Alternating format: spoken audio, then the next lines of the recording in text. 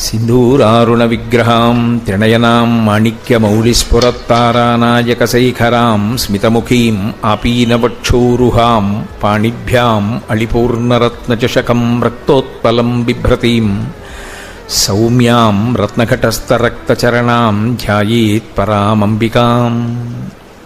హరి ఓం. పరమేశ్వర స్వరూపైన సభకి నమస్కారం.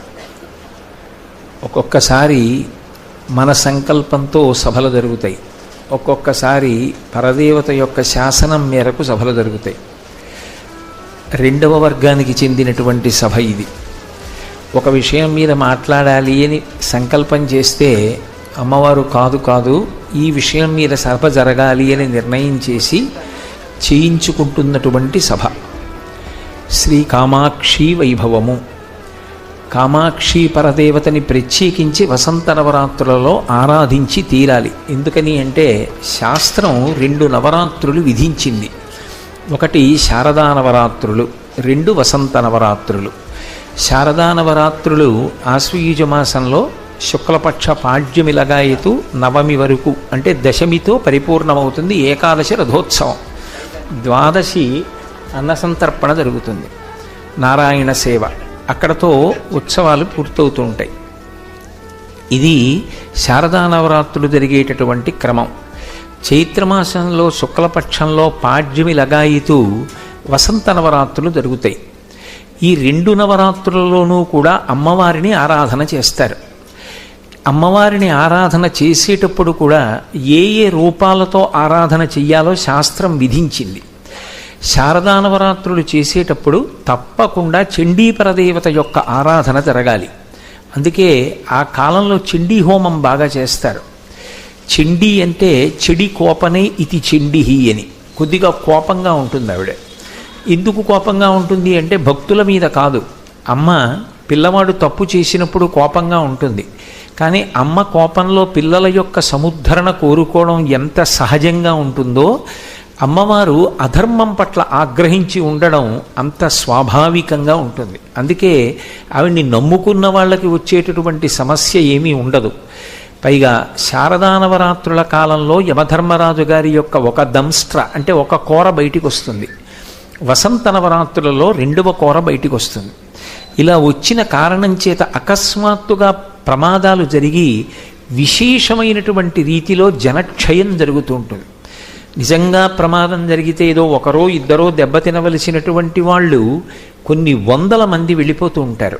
అది శారదా నవరాత్రులకి వసంత నవరాత్రులకి కాలంలో ఉండేటటువంటి ఒక ఉగ్రతతో కూడుకున్నటువంటి లక్షణం. అది దేవీ భాగవతంలో వ్యాస భగవానుడు చెప్పినటువంటి మాట. ద్వావృతు యమదంస్ట్రాఖ్యే నూనం సర్వజనేషు వైహి అన్నాడైన. యమధర్మరాజు గారి యొక్క 2 కోరలలో ఒక కోర శారదా నవరాత్రులలో బయటికి వస్తే ఒక కోర వసంత నవరాత్రులలో బయటికి వస్తుంది. ఆ సమయంలో జనక్షయం అవుతుంది, ప్రమాదాలు జరుగుతాయి. వీటి నుంచి కాపాడుకోవడానికి మార్గమీది అని అడిగారు. శారదా నవరాత్రులలో చండీపరదేవతని ఆరాధన చేసి చిట్ట చివర సరస్వతీ పూజలు చేస్తారు.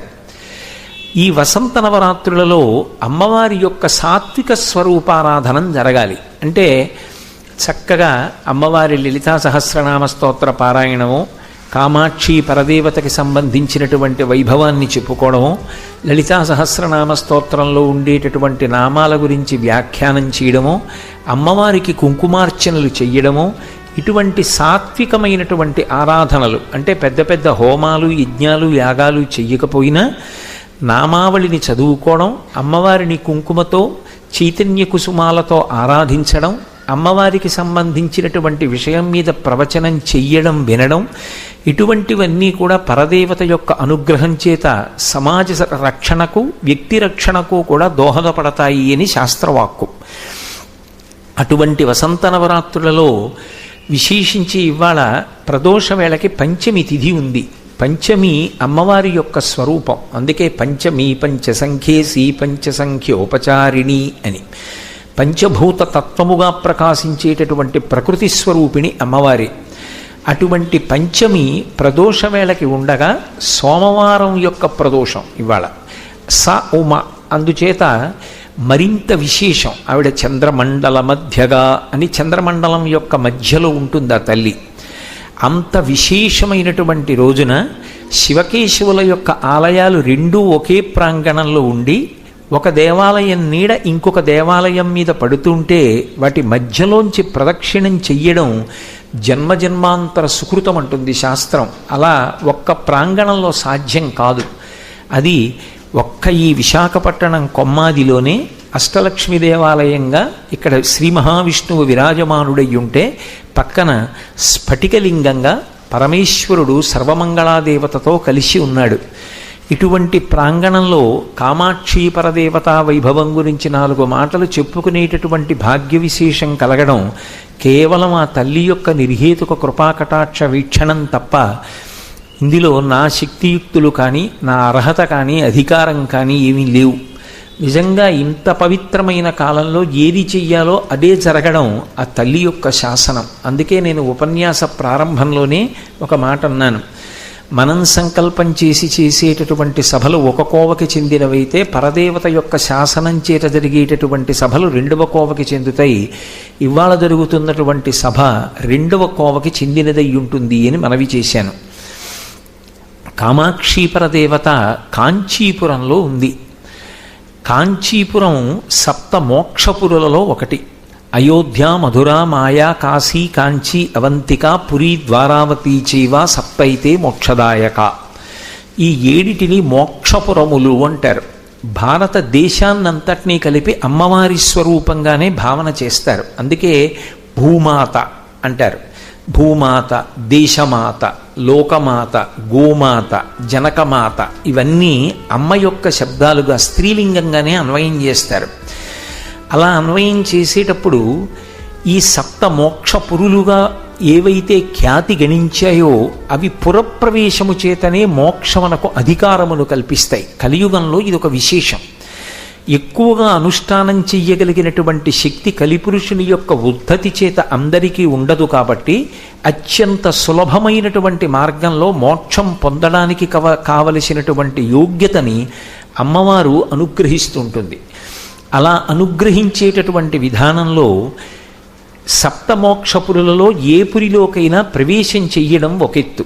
అయితే ఇందులో విశేషం ఏమిటంటే ఉన్నవి 7 మోక్షపురాలు. 6 మోక్షపురాలు ఉత్తర భారతదేశంలో ఉన్నాయి. అయోధ్య, మధుర, మాయా, హరిద్వార్, మాయా, కాశీ, కాంచీ వదిలిపెట్టండి, అవంతిక, ఉజ్జయిన్, అవంతిక, అలాగే మధుర, ఇవన్నీ కూడా ఉత్తర భారతదేశానికి చెందినవి. అయోధ్య, మధుర, మాయా, కాశీ, కాంచీ, అవంతిక, పురై, ద్వారవతి చైవ. ఒక్క కాంచీపురం మాత్రం దక్షిణ భారతదేశంలో ఉంది. దక్షిణ భారతదేశంలో ఉన్న ఏకైక మోక్షపురి ఏది అంటే కాంచీనగరం. అంత గొప్ప విశేషం. అక్కడ కామాక్షి పరదేవత విరాజమానురాలై ఉంది. ఆ తల్లి కాంచీపురంలోనే వెలియడానికి కారణం ఏమిటి అంటే ప్రధానమైనటువంటి కారణం ఒకటి ఉన్నది. కాంచీపురంలో అమ్మవారు ఉన్నటువంటి గర్భాలయాన్ని అన్ని దేవాలయాల్లా గర్భాలయము అని పిలవరు. దానికి వైదికమైనటువంటి పేరు ఇంకొకటి ఉంది, బిలాకాశము అంటారు. మీరు ఎప్పుడైనా కాంచీపురానికి వెళ్ళి వైదిక స్పర్శ కలిగినటువంటి పెద్దలతో మాట్లాడితే వాళ్ళు బిలాకాశంలో ఉంది అమ్మవారు అంటారు. బిలాకాశము అన్న మాట ఎందుకంటారంటే గర్భమునందు ఉన్నటువంటి శిశువు యొక్క పోషణ తల్లి యొక్క నాభిగొట్టం ద్వారా జరుగుతుంది అని.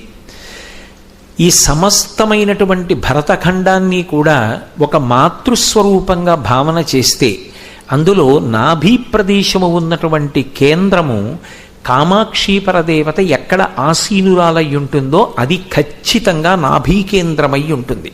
అందుకే దాన్ని బిలాకాశమని పిలుస్తారు. ఒకప్పుడు ఈ మధ్య కాలంలోనే జయేంద్ర సరస్వతి స్వామివారు కామాక్షి పరదేవతకి అభిషేకం చేయడం కోసం బిలాకాశంలోకి వెళ్ళారు. వెళ్ళి వారికి ఎందుకో ఆలోచన వచ్చింది, అసలు అమ్మవారు పద్మాసనం వేసుకుని కూర్చుని ఉంటే ఆసనం మీద ఎక్కడ వరకు తగులుతూ కూర్చుందో చూద్దాం, ఒక్కసారి ఆ ఆసనాన్నంతటినీ కూడా పరిశీలించి చూడమన్నారు. అక్కడ ఉన్నటువంటి ఆసనాన్ని కొద్దిగా కదిపి ఆ ఉన్నటువంటి వ్యవస్థని మార్చి చూస్తే అసలు అమ్మవారు ఆసనం మీద కూర్చుని లేదు. ఆవిడ ఆకాశంలో తేలుతూ ఉంది. ఎప్పుడైతే ఆవిడ అసలు ఆసనం మీద కూర్చుని లేదనేటటువంటి విషయం ధృవపడిందో అది చూసి జయేంద్ర సరస్వతి స్వామి కూడా ఆశ్చర్యపోయారని నాకు స్వయంగా కామాక్షి పరదేవతా దేవాలయ శ్రీకార్యం ఎప్పటి నుంచో కామకోటి పీఠాన్ని నమ్ముకుని ఉన్నటువంటి మహానుభావుడు ఆయన, నేను గత సంవత్సరం కాంచీపురం వెళ్ళినప్పుడు నాకు ఈ విషయాన్ని చెప్పి, ఆవిడ దేని మీద కూర్చుని లేదు, ఆకాశంలోనే, అంటే పీఠం మీద కాకుండా గాలిలోనే ఉంటుందావిడ అన్న విషయం సువ్యవస్థితమై ఆశ్చర్యపోగానే కాంచీపురం అంతా దట్టమైన మేఘాలు పట్టి కుంభవృష్టి కింద వర్షం పడిందిట. మళ్ళీ ఆ ఆసనాన్ని మూసేసే వరకు. అంటే ఆవిడ బిలాకాశమునందు ఉంటుంది. అంత గొప్ప దేవతాస్వరూపం. ఆవిడికి కామాక్షి అని పేరు. కామాక్షి అని పేరు రావడానికి ఒక ప్రధానమైనటువంటి కారణం. కా అంటే సృష్టికర్త, మ ఆ ఈ రెండక్షరాల్లో అకారము చేత విష్ణువు ప్రతిపాదింపబడతాడు, మకారము చేత లయకర్త అయినటువంటి హరుడు ప్రతిపాదింపబడతాడు. కకారము చేత సృష్టి, అకారము చేత స్థితి, మకారము చేత లయ. సృష్టి, స్థితి, లయ ఈ మూడే ఈ లోకంలో ఉంటాయి. దాని చేతనే ఈ లోకం తిరుగుతూ ఉంటుంది. మహామాయా విశ్వం భ్రమయసి పరబ్రహ్మ మహిషి అంటారు శంకర భగవత్పాదుల సౌందర్యలహరిలో. మహామాయలో ఈ విశ్వాన్నంతటినీ తిప్పుతూ ఈ మూడిటిలోనే తిప్పుతూ ఉంటుంది. పుట్టడం, కొన్నాళ్ళు ఉండడం, పడిపోవడం, మళ్ళీ పుట్టడం, పునరపి జననం పునరపి మరణం పునరపి జననీ జఠరే శైలం దిహ సంసారే బహుసు దుస్తారే కృపయాపారే పాహిమురారే. ఇది నాలుగవ దాన్ని తిరోధానం అంటారు, మాయలో తిప్పడం. అనుగ్రహము అంటే మోక్షాన్ని ఇవ్వడం. కామకోటి అంటారు, అందుకే అమ్మవారికి కామకోటి అని ఒక పేరు. కామకోటి అని పిలుస్తూ ఉంటారు. అందుకే మూకశంకరులు కూడా మూకపంచశతి చేసినప్పుడు పరమశివవధూటి పాతుమాం కామకోటి అని పిలిచారు. కామాక్షి అని పిలవకుండా కామకోటి అని పిలిచారు. కోటి అంటే హద్దు. కామము అంటే నువ్వు ఏ కోరిక కోరుతావో కోరు, అది ఏదై ఉండాలి, నీకు అవసరమై ఉండాలి. అవసరము కానిది అడగకూడదు. అందుకు వాంఛితార్థ ప్రదాయిని. నాకు అమెరికా అధ్యక్షుడు అవ్వాలని ఉందనుకోండి, ఎందుకది, ఏం చేస్తానయ్యి, అదో అర్థం లేని కోరిక. నీకు అక్కర్లేనిది ఆవిడివ్వదు, నీకు ఏది అవసరమో నువ్వు అడగక్కర్లేదు, ఆవిడిస్తుంది. అది ఆవిడ యొక్క లక్షణం. పిల్లవాడికి ఎప్పుడు ఏది ఇవ్వాలో అమ్మకి తెలుసు. పాలు పట్టవలసినప్పుడు పాలు పడుతుంది, పాయసం పెట్టవలసినప్పుడు పాయసం పెడుతుంది, సద్దన్నం పెట్టవలసి వచ్చినప్పుడు సద్దన్నం పెడుతుంది. ఎవరికి ఎప్పుడు ఏది అవసరమో అది అడగకుండా ఆవిడిస్తుంది. కాదు కాదు, నీకు ఒక అవసరం తీరక అలమటిస్తూ ఉంటే త్రికరణ శుద్ధిగా ఆవిడ్ని ప్రార్థన చేస్తే ఆవిడ అనుగ్రహించకపోవడం అన్న మాట లేదు. అది ఎక్కడ నుంచి ఎక్కడ వరకు అన్నారు. లౌకికమైన ఏ కోరిక నుండి మోక్షము వరకు ఆవిడ ఇవ్వలేనిది లేదు. కోటి హద్దు. ఎక్కడ వరకైనా సరే ఆవిడ ఇవ్వగలదు. అందుకే ఆవిడ పేరే కామకోటి. పాతుమాం కామకోటి అంటారు మూకశంకరులు. అటువంటి తల్లి కనుక ఆమె సృష్టి, స్థితి, లయ ఈ మూడు జరగడానికి బ్రహ్మగారికి సృష్టి చెయ్యడానికి యోగ్యమైనటువంటి శక్తి స్వరూపంగా సరస్వతీదేవిని ఇచ్చింది. విష్ణువు స్థితికారుడు, లోకములను రక్షిస్తూ ఉండాలి. ఆయన ఎప్పుడూ ధర్మపక్షపాతి. ధర్మం కోసం అవతార స్వీకారం చేస్తాడు ఆయన. యదా యదా హి ధర్మస్య గ్లానిర్భవతి భారత అంటాడు. ఆ ధర్మ సంస్థాపనార్థం స్థితికర్తగా ఆయన వ్యవహరించవలసి ఉంటుంది. కాబట్టి ఆయనకి కావలసినటువంటి శక్తి స్వరూపమైనటువంటి లక్ష్మిని ఆమె తన చూపుల చేత సృజించి ఇస్తుంది. ఇక సమస్త లోకములు పుట్టి చచ్చి బడలిపోతే వాళ్ళందరికీ కొంత శాంతినివ్వడానికి, మహాప్రళయాన్ని చెయ్యడానికి పరమశివుడికి కావలసినటువంటి శక్తిని రుద్రాణీ రూపంలో ఇస్తుంది. ఈ మూడు శక్తులను ముగ్గురుకి త్రిమూర్తులకు ఇవ్వగలిగినటువంటి మూలశక్తి కనుక ఆమె కామాక్షి. అది ఎలా ఇస్తుంది అని అడిగారు. కేవలము తన చూపుల చేత ఇస్తుంది. అందుకే పోతన గారు భాగవతాన్ని ప్రారంభం చేస్తూ శ్రీకైవల్యపదంబు చేరుటకునై చింతించదన్ లోకరక్షైకారంభకు భక్తపాలన కళా సంరంభకున్ దానవోద్రేక స్తంభకు కేళిలోల విలస దృగ్జాల సంభూత నానా కంజాత భవాండ కుంభకు మహానందాంగన ఢింబకున్ అంటారు. మహానందాంగన అంటే కామాక్షి. ఖడ్గమాలా స్తోత్రం చేస్తూ ఆనందమునకు హద్దులు చెప్తారు. ఆనందమునకు హద్దులు చెప్పినప్పుడు ఏదో మానవానందము, దేవతానందము, బ్రహ్మలోకానందము ఇలా చెప్పుకుంటూ వెళ్ళి మహానందము అని ఒకటి ఉంటుంది. ఆ మహానందము ఘనమైతే కామాక్షి. ఆవిడ యొక్క కుమారుడుగా శ్రీ మహావిష్ణువు అవతారాలు స్వీకరిస్తూ ఉంటాడు. అందుకే కరాంగుళిన కోత్పన్న నారాయణ దశాకృతి వ్యాసుడే చెప్పాడు. వ్యాసుడు చెప్పింది ఒకటి నచ్చిందండి, వ్యాసుడు చెప్పింది మాకు ఇంకోటి నచ్చలేదండి అనడానికి మనకు అధికారం ఏమి ఉండదు. నచ్చితే అన్నీ నచ్చాలి, నచ్చకపోతే మొత్తం మానేయాలి. మానేస్తే నువ్వు పాడవుతావేమో కానీ వ్యాసుడు పాడయ్యేది ఏమీ ఉండదు. కాబట్టి వ్యాసుడు ఏది చెప్పినా సత్యమే అని అంగీకరించాలి. కరాంగుళిన కోత్పన్న నారాయణ దశాకృతి. అమ్మవారు ఇలా అంది అంటే 10 వేళ్లల్లోంచి శ్రీ మహావిష్ణువు యొక్క దశావతారములు వచ్చాయి. ఇప్పుడు కృష్ణుడెవరు? మహానందాంగన ఢింబకున్. అంగన అంటే ఆ స్త్రీ, మహానంద స్వరూపిణి అయినటువంటి కామాక్షి పరదేవత యొక్క కుమారుడే పరిపూర్ణావతారమైన కృష్ణుడు అని చెప్పకుండా అంతర్లీనమైనటువంటి ఒక గొప్ప రహస్యాన్ని పోతన గారు భాగవత ప్రారంభంలో పద్య రూపంలో, ప్రార్థనా రూపంలో ఆవిష్కరించారు. అందుకే ఆ తల్లి సృష్టి చేయవలసినటువంటి బ్రహ్మగారికి దానికి కావలసినటువంటి శక్తిని సరస్వతీ రూపంగా ఇస్తుంది. విష్ణువుకి స్థితికర్త కనుక దానికి కావలసిన శక్తిని లక్ష్మీ రూపంగా ఇస్తుంది. ప్రళయకర్త అయినటువంటి పరమశివుడికి, ప్రళయకర్త అంటే చంపడం ఒక్కటే మహాప్రళయం అని మీరు అనుకోకూడదు. నిద్రాకాలిక సుఖాన్ని ఇవ్వడం స్వల్పకాలిక ప్రళయం అంటారు. జ్ఞానం ఇచ్చి మోక్షానికి అధికారం ఇవ్వడం ఆత్యంతిక ప్రళయం అంటారు. పుట్టి చచ్చి ఎన్ని జన్మలెత్తినా ఇంకా భగవంతుణ్ణి చేరలేకపోతే ఆయనే మనని పొంది కొంతకాలం జీవులకు విశ్రాంతినిస్తే మహాప్రళయం అంటారు. ఈ 3 ప్రళయములు శివుడు చేస్తూ ఉంటాడు. అందుకే ఆయన మహాకరుణామూర్తి. అంతేగాని శివుడంటే చంపేసేవాడన్న అర్థం ఎక్కడా లేదు లోకంలో. మహామంగళప్రదాత. ఆయనకి కావలసిన శక్తినిచ్చేటటువంటి తల్లి కూడా ఆమెయే. ఇప్పుడు ముగ్గురికి 3 రకములైన శక్తులనిచ్చి ముగురమ్మల మూలపుటమ్మగా నిలబడగలిగిన అమ్మ ఎవరో ఆమె కామాక్షి. అంటే అది మూలతత్వం. అందుకే అమ్మలగన్నయమ్మ ముగురమ్మల మూలపుటమ్మ చాలా పెద్దమ్మ, సురారులమ్మ కడుపారడి బుచ్చినయమ్మ, తన్ను లోనమ్మిన వెల్పుటమ్మల మనంబున ఉండెడియమ్మ దుర్గమాయమ్మ, కృపాబ్ధినిచ్చుట మహత్వ కవిత్వ పటుత్వ సంపదల్లంటారు పోతన గారు.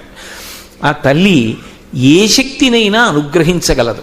అందుకే ఆమె ఎవరు అంటే సృష్టి, స్థితి, లయ ఇవి కాక కంటికి తెలియకుండా అనుభవంలోకి వచ్చేటటువంటి తిరోధానము, అనుగ్రహము అనేటటువంటి 5 కృత్యములను నిర్వహించగలిగినటువంటి పంచకృత్య పరాయణ. అటువంటి తల్లి ఒక చోట రూపాన్ని పొంది కూర్చుని ఉంటే అది కామాక్షి. అందుకే అది స్త్రీలింగమనండి, పుంలింగమనండి. ఎవ్వడు సృజించు ప్రాణుల ఎవ్వడు రక్షించు త్రుంచు ఎవ్వడనంతుండెవ్వడు విభుడెవ్వడు వాడివ్విధమున మనుచు బినుచు హేలారతుడై అంటారు. ఏ తల్లి ఈ లోకములనన్నింటినీ హేళగా సృజిస్తోందో, నిలబెడుతోందో, పడగొడుతోందో, దానికి కావలసిన శక్తిని 3 మూర్తులకు ఇస్తోందో, అటువంటి ఆదిశక్తి అయినటువంటి అయ్యాదిమశక్తి అంటాడు శ్రీనాథుడు కాశీఖండంలో.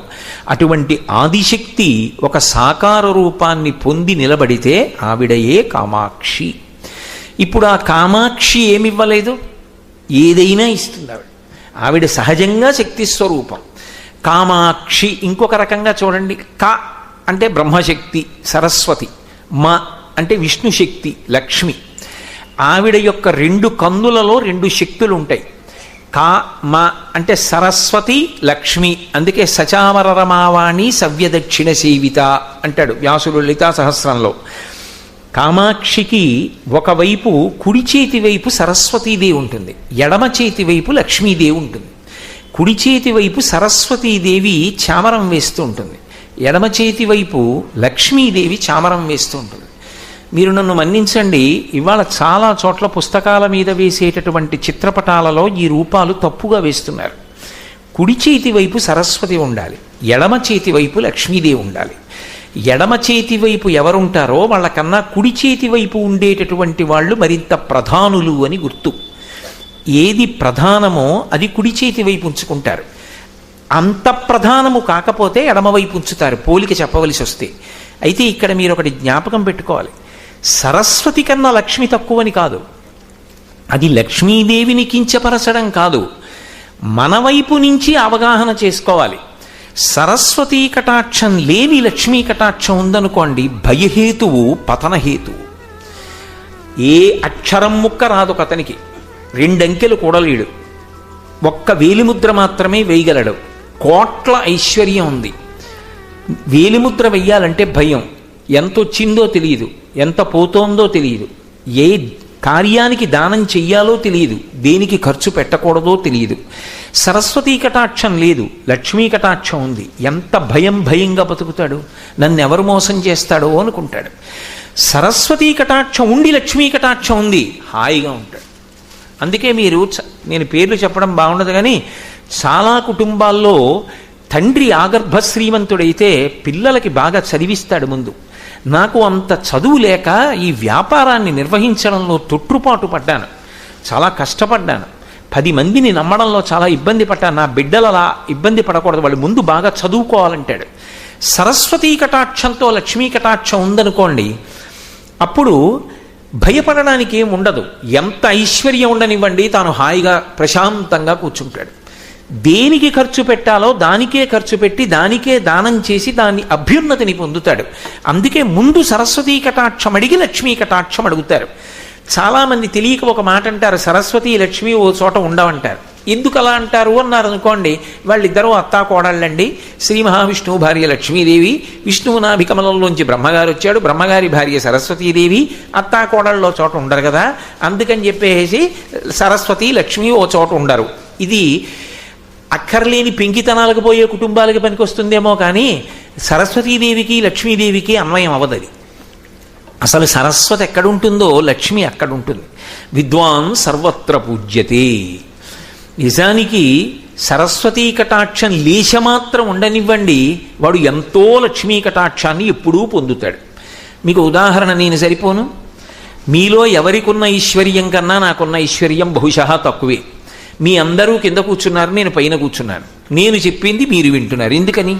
అమ్మ నా చేత ఒక్క అక్షరం ముక్క పలికిస్తోంది కాబట్టి.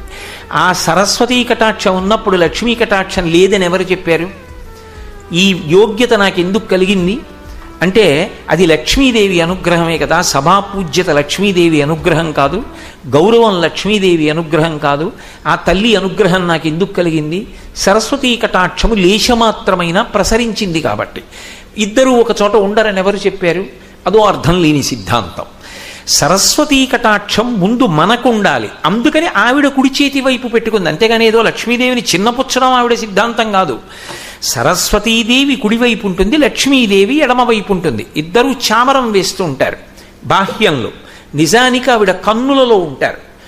కన్నులలో ఉంటారు కాబట్టి వెళ్ళి మీరు ఎటువైపు నుంచి నమస్కారం చేయండి. కామాక్షి యందు ఒక విశేషం ఉంది, ఆవిడ కళ్ళు తిప్పుతుంది. నన్ను నమ్మండి అంతే, అంతకన్నా ఇంకా నేనేం చెప్పలేను. ఆవిడ కళ్ళు ఇప్పటికీ తిప్పుతుంది, ఇప్పటికీ కామాక్షికి కళ్ళు కదులుతాయి. మీరు నేల మీద పడి నమస్కరిస్తే, అంటే కంచిలో అమ్మవారి ఎదురుగుండా నమస్కారం చేయకూడదు. దేవాలయం బయట ధ్వజం దగ్గర తప్ప లోపల ఎక్కడా సాష్టాంగ నమస్కారం చేయకూడదు. ఎందుకంటే గాయత్రి 24 బీజాక్షరాలు గాయత్రీ మంటపం అయితే అందులో ఉంటుంది బిలాకాశంలో ఆవిడ. కాబట్టి అక్కడ ఎక్కడా కూడా సాష్టాంగ నమస్కారం చేయకూడదు. దేవాలయం బయటికి వచ్చేసిన తరువాత ధ్వజస్తంభం ఇంకొకటి ఉంటుంది, ఆ ధ్వజస్తంభం దగ్గర మాత్రమే సాష్టాంగం చెయ్యాలి. నేల మీద పడి ఇంకెక్కడా చేయడానికి వీల్లేదు కాంచీపురంలో. కాబట్టి ఇప్పుడు కామాక్షి పరదేవత యొక్క గొప్పతనం ఏమిటంటే, ఆవిడ మ్రోల మీరు పడ్డారనుకోండి, మీకు గాలి తగులుతుంది. ఏమిటా గాలి అంటే, ఆవిడ పక్కన నిలబడి వింజామర వేస్తూ ఉంటారు సరస్వతీ లక్ష్మి. 2 చామరాల్లో ఏదో ఒక గాలి తగులుతుంది, లేదు 2 చామరాల గాలి తగులుతుంది. ఏ చామరం గాలి తగిలినా 3 చామరాల గాలి మీకు తగులుతుంది. వీక్షణం ఆవిడిది కాబట్టి శక్తి కలుగుతుంది. సరస్వతీ లక్ష్మి కటాక్షము కలుగుతుంది. కామాక్షి పరదేవత యొక్క చూపు ప్రసరించినంత మాత్రం చేత ఆ వ్యక్తి సరస్వతీ లక్ష్మీదేవుల యొక్క కటాక్షమునకు పాత్రుడవుతాడు. అందుకే సౌందర్యలహరిలో శంకరులు పూర్తి చేస్తూ సరస్వత్యా లక్ష్మ్యా విధిహరస పత్నో విహరతే అంటూ ఆ సరస్వతీదేవి యొక్క కటాక్షాన్ని మొట్టమొదట ప్రస్తావన చేస్తారు. అలా ఇవ్వగలిగిన తల్లి ఎవరు అంటే కామాక్షి. కాదు, ఇంకొక అర్థం. కాదు అంటే నా ఉద్దేశం ఇది కాదు అని కాదు, అంతే కాదు అని. చూడండి, లోకంలో బహుప్రేమగా ఎవరైనా ఇంకొకరిని చూసుకున్నారనుకోండి, కళ్ళల్లో పెట్టి చూసుకున్నారండి అంటారు. ఒక స్త్రీ తన భర్తని ఎంతో ప్రేమతో అసలు ఆయన కందకుండా చూసుకుంటోంది అనుకోండి, ఆవిడ కళ్ళల్లో పెట్టుకు చూసుకుంటుందండి అంటారు. కళ్ళల్లో పెట్టుకు చూసుకుంటుందండి అంటే భౌతికంగా నిజంగా ఆయన్ని కనురెప్పలు ఎత్తి లోపల దాచేసుకుంటుందనే కాదు, కను పాపని కాపాడుకున్నట్టు కాపాడుకుంటుంది. ఆమె శంకరుడు విరాగి అయ్యుంటే ఆయన్ని మహాకామేశ్వరుణ్ణి చేసి లోకములకు తండ్రిని అందించి తన ప్రేమ చేత మన్మధుణ్ణి కాల్చేసిన వాణ్ణి తీసుకొచ్చి భర్తగా చేసుకుని తాళి కట్టించుకుంది. ఇది ఆవిడ గొప్పతనం. లోకంలో ఏ పురుషుడైనా పెళ్లి ఎందుకు చేసుకుంటాడు? ఒక వయసు వచ్చిన తరువాత కామము మనసులో పొటమరిస్తే దాన్ని ధర్మంతో ముడివేసి సంతానమును పొందాలి కాబట్టి ధర్మపత్నిని స్వీకరిస్తాడు. ఆయనకెందుకు ధర్మపత్ని? మన్మధుణ్ణి కాల్చేసిన వాడికి అంటే కాదు, లోకములకు తండ్రి కావాలి. అందుకనే తపస్సు చేసి ఆయన చేత తాళి కట్టించుకుంది. కామేశబద్ధ మాంగల్య సూత్ర శోభిత కంధరా అయింది ఆవిడే. ఆయన్ని మహాకామేశ్వరుణ్ణి చేసింది. ఏమిటి ఆయన కామం? నేను ఒక్కడుగా ఉన్నవాణ్ణి అనేకమవ్వాలని కోరుకున్నాడు. అంటే సృష్టి వచ్చింది. ఇప్పుడు సృష్టి చెయ్యాలన్న కామము ఆయనకు కలిగేటట్టు చేసిన తల్లి ఎవరు అంటే ఆ తల్లి. అలా చేసి ఆయన్ని కళ్ళల్లో పెట్టుకు చూసుకుంటూ మనకి తండ్రిని అందించింది. కాబట్టి ఇప్పుడు జగతపితరవు వందే పార్వతీ పరమేశ్వరవు వాళ్ళ కాళ్ళు పట్టుకుని మనం జన్మలు ఎత్తుతూ చేసిన పాపాలు పోగొట్టుకోవడానికి శరీరాన్ని పొందగలుగుతున్నాం. ఈ మహోపకారాన్ని ఆవిడ చేసింది. కాబట్టి కామాక్షి. కాదు కాదు, మన్మధుణ్ణి గెలిచేటట్టుగా చేసినటువంటి తల్లి కామాక్షి. మన్మధుడు యథార్థములకు శంకరుడి చేతిలో బూదికుప్ప అయిపోయాడు. బూదికుప్ప అయిపోయినటువంటి మన్మధుడు ప్రార్థన చేయడం సాధ్యం కాదు. రతీదేవి ప్రార్థన చేసింది. అసలు లోకములలో ఎవ్వరూ ఊహించలేనటువంటి పరమాద్భుతమైన శక్తిని ఆవిడ తన అపాంగత్వే లబ్ధ అంటారు శంకర భగవత్పాదులు. పొట్టి చూపు చేత అనుగ్రహించింది. పొట్టి చూపు గొప్పదా, పొడుగు చూపు గొప్పదా అంటే పొడుగు చూపు పొట్టి చూపు కన్నా గొప్పది ఎప్పుడూ కాదు. ఎందుచేత అంటే ఇప్పుడు నేను ఇక్కడ మాట్లాడుతున్నాను, పొడుగు చూపు అంటే అలా మీ అందరినీ చూస్తున్నాను. నిజానికి మీ అందరినీ చూస్తున్నా మీ అందరు ఏం చేస్తున్నారో, మీలో సభలోకి ఎవరు వచ్చారో నా మనసులోకి వెళ్ళొచ్చు వెళ్ళకపోవచ్చు, చెప్పలేను. ఎందుచేత అంటే ఇందులో ఎవరొచ్చారో నేను పరిశీలనం చేస్తున్నాను అనుకోండి, అసలు నా మనసులో కామాక్షి పరదేవతకు సంబంధించిన ఆలోచనలు ఎలా ఉద్భుతమవుతాయి? కంటికి చూడడం ధర్మం కాబట్టో సార్ అలా చూస్తూ ఉంటుంది. కానీ లోపల ఎవరుంటారు అంటే నేను ఏం చెప్పాలి కామాక్షి గురించి అనేటటువంటి ఆలోచన విస్ఫోటనం ఉంటుంది. లోపల ఇంకొక విషయాన్ని పట్టుకుంటూ ఉంటుంది మనస్సు. పైకి ధర్మం కాబట్టి కన్ను తిరుగుతూ ఉంటుంది. ఇప్పుడు లోపల ఉన్నటువంటిది ఏది ఉందో అది లగ్నమవుతుంది. అలా మీరు చూడండి, ఇలా నేను చూస్తున్నటువంటి చూపు పెద్ద విలువైన చూపు కాదు, ఏదో అలా చూస్తున్నానంతే, ప్రత్యేకించి చూస్తున్నానని చెప్పడం కష్టం. కానీ నాకు చాలా ప్రీతిపాత్రమైన వస్తువు ఒకటి ఉందనుకోండి. ఉదాహరణకి నేను ఇలా మాట్లాడుతుండగా నా చేతికున్న గడియారం జారిపోయిందనుకోండి, నేను ఆ గడియారం తీసి పెట్టుకోవడం కుదరదు కాబట్టి ఇలా పక్కన పెట్టి ఆఖరణ మరిచిపోయి వెళ్ళిపోతానేమో, చేతికే ఉండిపోయిందని భ్రాంతి పడతానేమోనని 1-4 మాటలు వెళ్ళేటప్పుడు నేను నా గడియారం పట్టుకెళ్లాలని గుర్తు పెట్టుకోవడానికి ప్రసంగం చేస్తున్నా, మధ్య మధ్యలో ఇలా చూసుకుంటున్నాను అనుకోండి, ఈ పొట్టి చూపు దాని మీద అనురక్తి, ఎక్కడ మరిచిపోతానో అని. అంటే నిజానికి లోపల ఉన్న విషయంతో పాటుగా ఇప్పుడు అనురక్తి దేని మీద కూడా ఉంది. పొట్టి చూపు దేని మీద ఉందో అంటే ఇలా ఇలా చూసిన చూపు అపాంగత్వే అంటారు. అంటే ఇలా తల తిప్పి చూడడం కాదు, ఇలా చూడడం. అంటే అనురక్తి ఉంటే అలా చూస్తారు. ఇలా చూస్తే దాని మీద పెద్ద అనురక్తి ఉందా లేదా చెప్పడం కష్టం. కానీ ఇలా కానీ చూస్తే అనురక్తి, కటాక్షం అంటారు. కంటి చివరి నుంచి చూడడం. అటువంటి కటాక్షము ఆవిడ ప్రసరించింది మన్మధుడి మీద. ఎవరి మీద? బూదికుప్ప అయిపోయిన వాడి మీద. ఆవిడ కంటి చూపు ఇలా పడింది. మన్మధుడి యొక్క శక్తి ఏమైంది? ఊహించడానికి వీలు లేకుండా అయింది. అది కామాక్షి.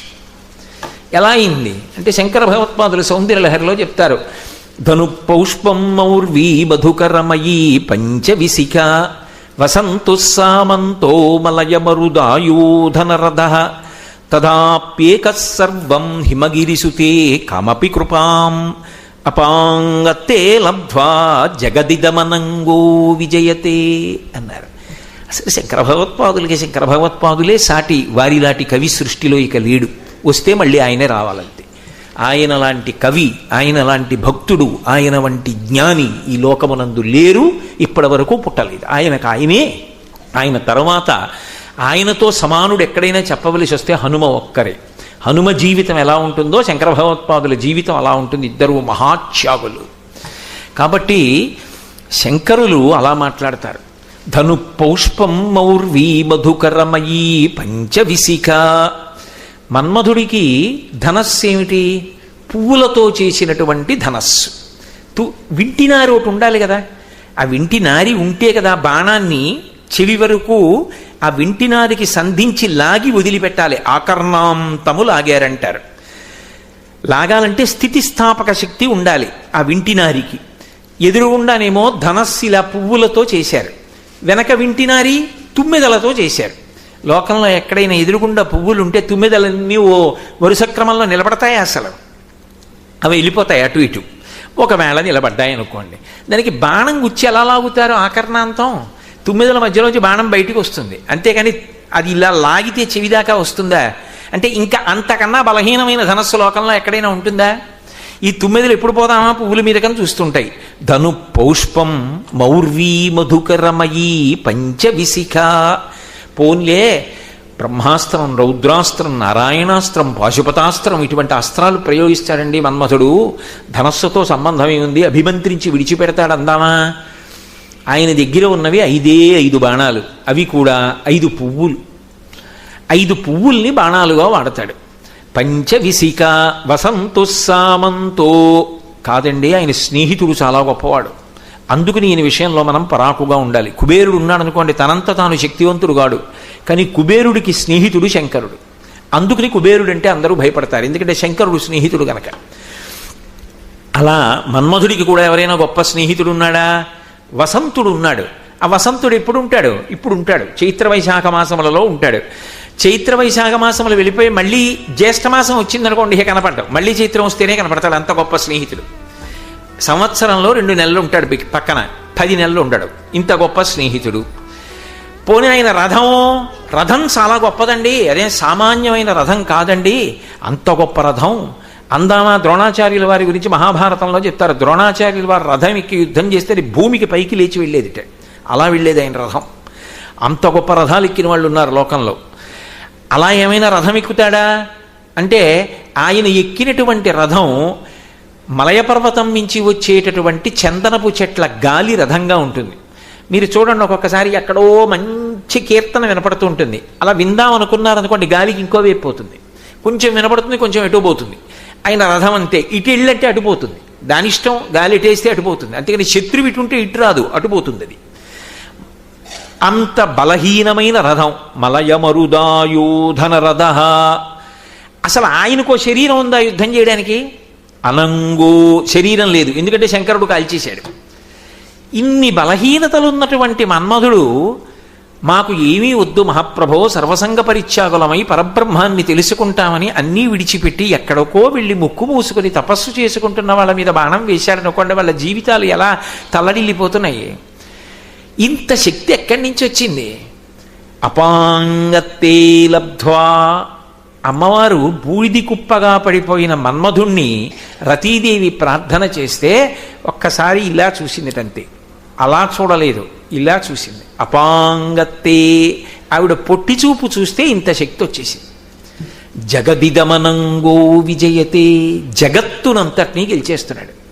అమ్మా, నీ చిన్న చూపుతో, పొట్టి చూపుతో ఊహించలేని రీతిలో కామునకు తన అక్షి ద్వారా, కంటి ద్వారా, చూపు ద్వారా శక్తినిచ్చిన తల్లి ఎవరో ఆమె కామాక్షి.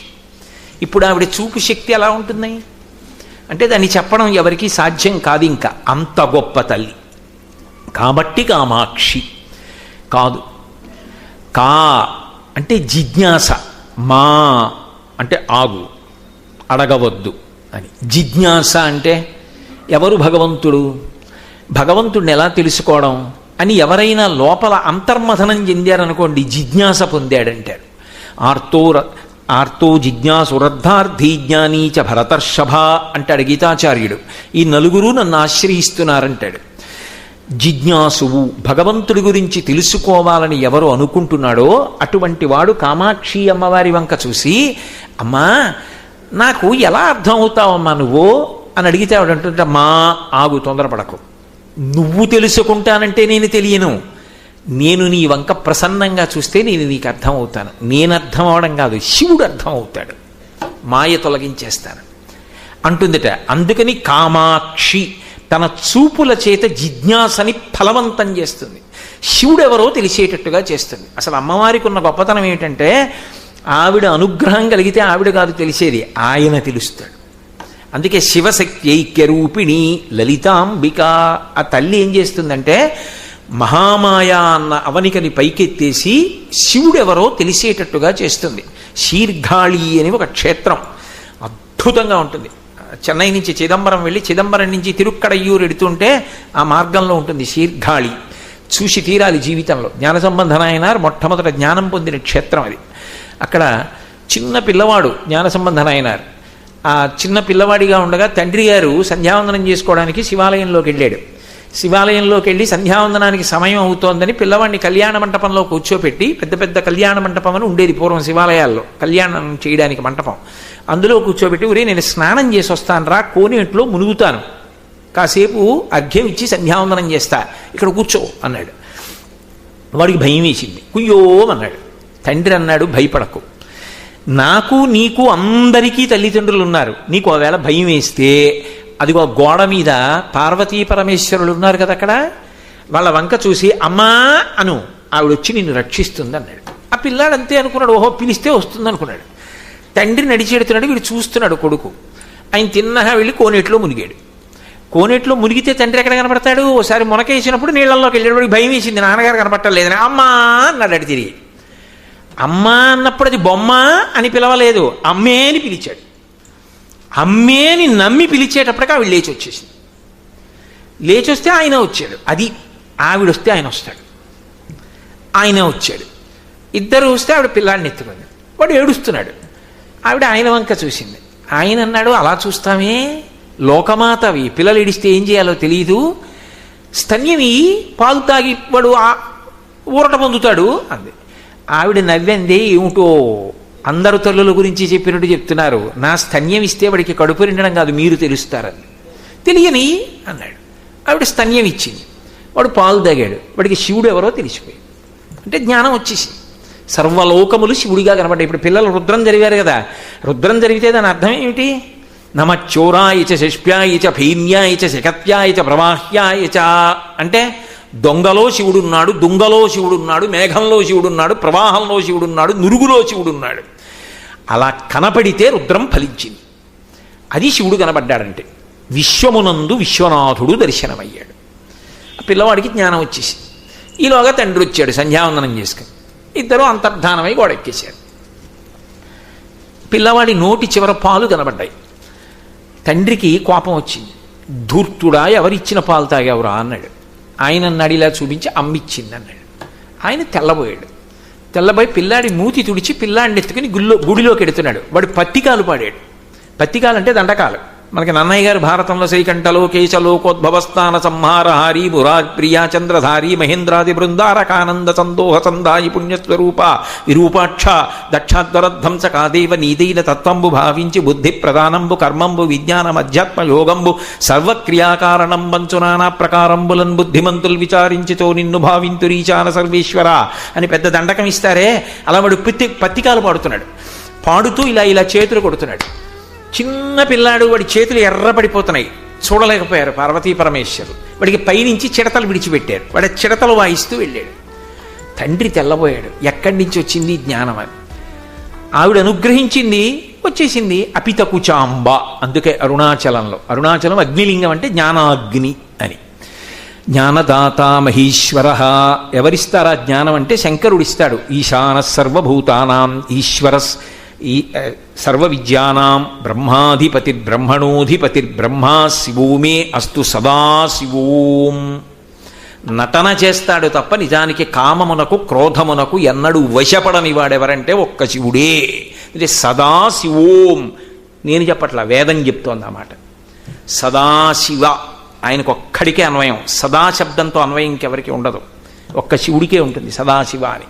కారణం ఏంటంటే పైకి అలా కనపడుతుంటాడు, ఒక్కొక్క ప్రయోజనాన్ని సాధించడానికి. ఒకప్పుడు కామానికి వశపడినట్టు కనపడ్డాడు.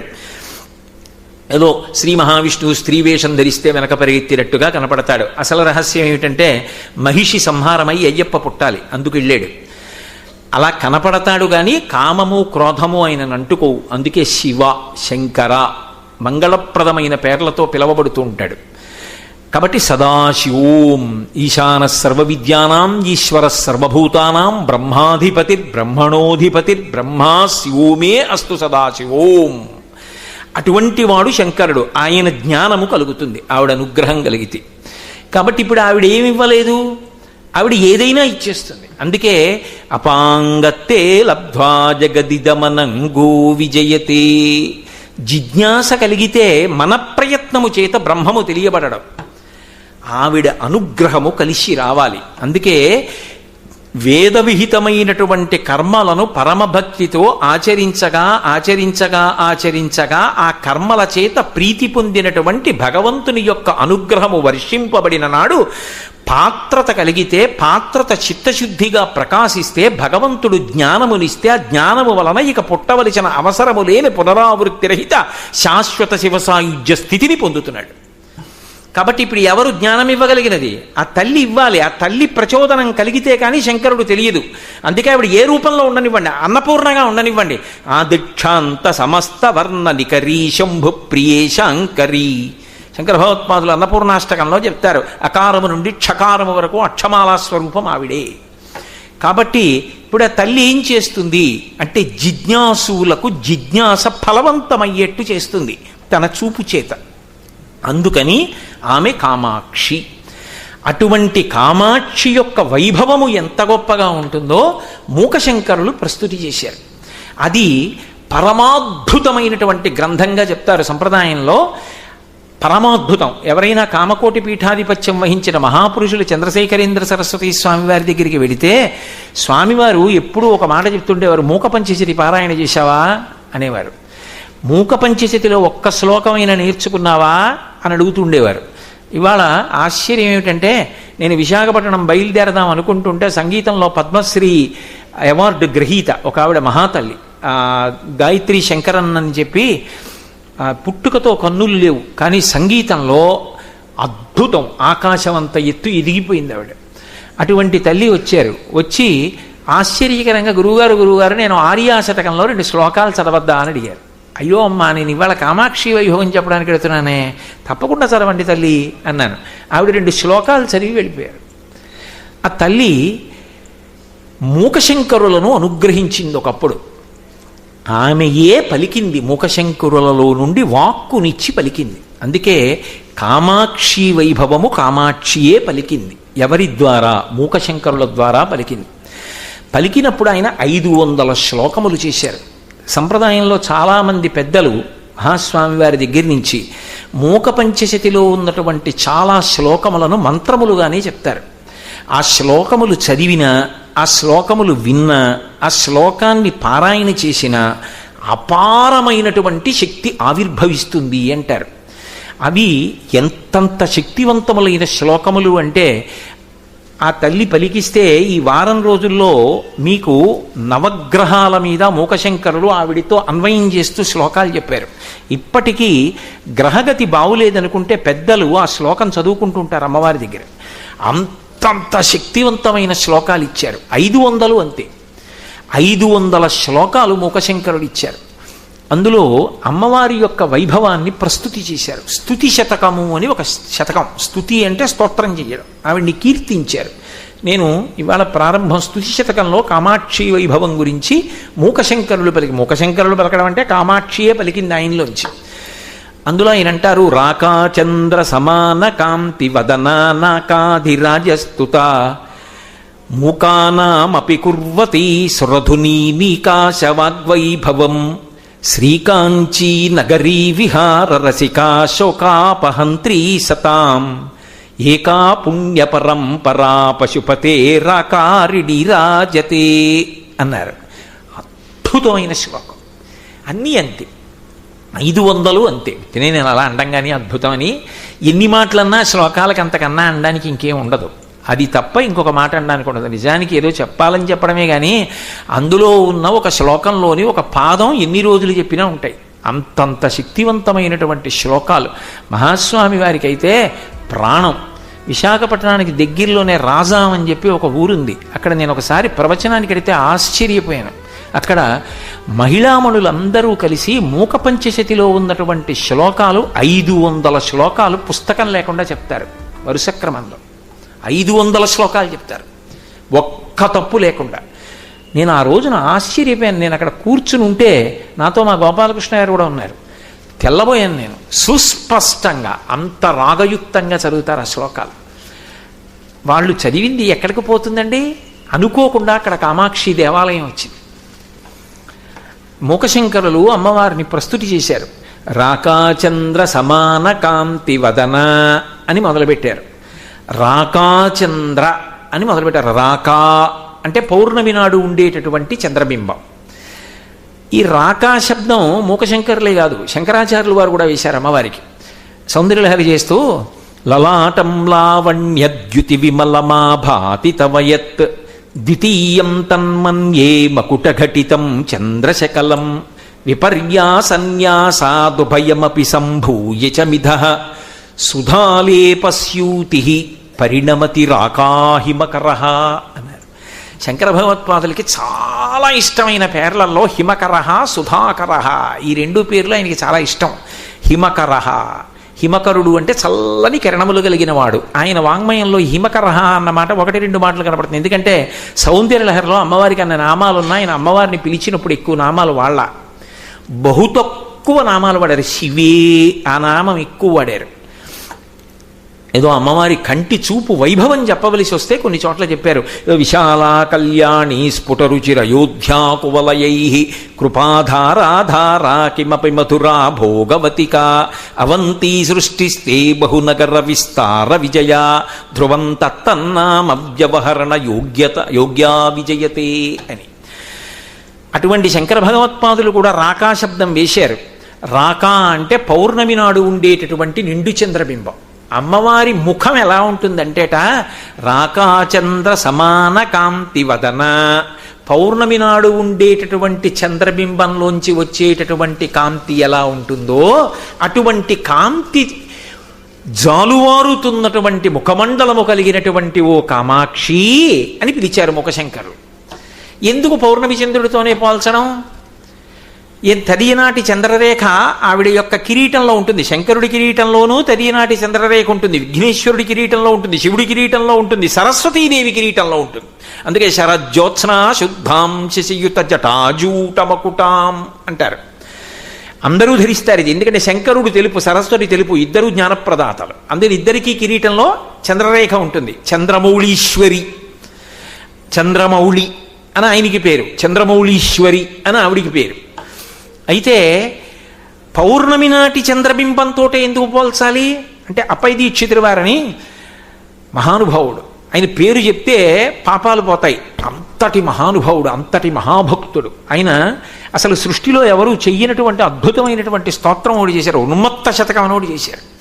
ఒరే, నేను లేచున్నప్పుడు భగవంతుడి గురించి మాట్లాడుతున్నా కానీ నా మనసు ఎప్పుడు భగవంతుడి మీద ఉంటుందా, నాకు అనుమానంగా ఉందిరా అని శిష్యుల్ని పిలిచి, ఒరే నేను పిచ్చెక్కడానికి మందు తింటాను, ఆ మందు ప్రభావం చేత ఓ 2-3 గంటలు నాకు పిచ్చెక్కుతుంది, మీరు తలుపులు తీకండి, నేను తలుపు కొట్టిన అప్పుడు నేను ఏం చెప్తానో మీరు రాయండి కాగితం మీద, గురువుగారు కదా అని మొహమాట పడకండి, నేను ఏం మాట్లాడుతున్నానో రాయండిరా, అప్పుడు కూడా భగవంతుడి గురించి మాట్లాడతానా చూసుకుంటాను, అప్పుడు మాట్లాడకపోతే నా మనసు స్థిరపడలేనట్టు లెక్క, నేను ఏమి మాట్లాడినా మీరు రాయడం మాత్రం మానకండి రోయ్ అన్నారు అని తలుపులు వేసుకుని ఇంట్లోకి వెళ్ళి పిచ్చెక్కే మందు తిన్నారు. పిచ్చెక్కి అది ఓ 3 గంటలో ఎంతో ఉంటుంది. ఆ పిచ్చిలో ఆయన 100 శ్లోకాలు చెప్పారు. ఉన్మత్త శతకం అంటారు. శంకరుడి మీద ఆయన చెప్పిన శ్లోకాల్లో అద్భుతమైనటువంటి శతకం అది ఉన్మత్త శతకం. అప్పై దీక్షితారు వారు చెప్పింది. అలా శైవ సంప్రదాయంలో ఆయన మహానుభావుడు. ఆయన యజుర్వేదంలో పుట్టలేదని ఏడిచారు. యజుర్వేదం రుద్రాధ్యాయం ఉంది. ఇప్పుడు మీరు విన్నారుగా, పిల్లలు చదువుతుంటే అది మణిపూస అంటారు రుద్రాధ్యాయాన్ని, శ్రీరుద్రం. నేను యజుర్వేదంలో పుట్టలేదే అని ఏడిచారు అప్పై దీక్షితారు.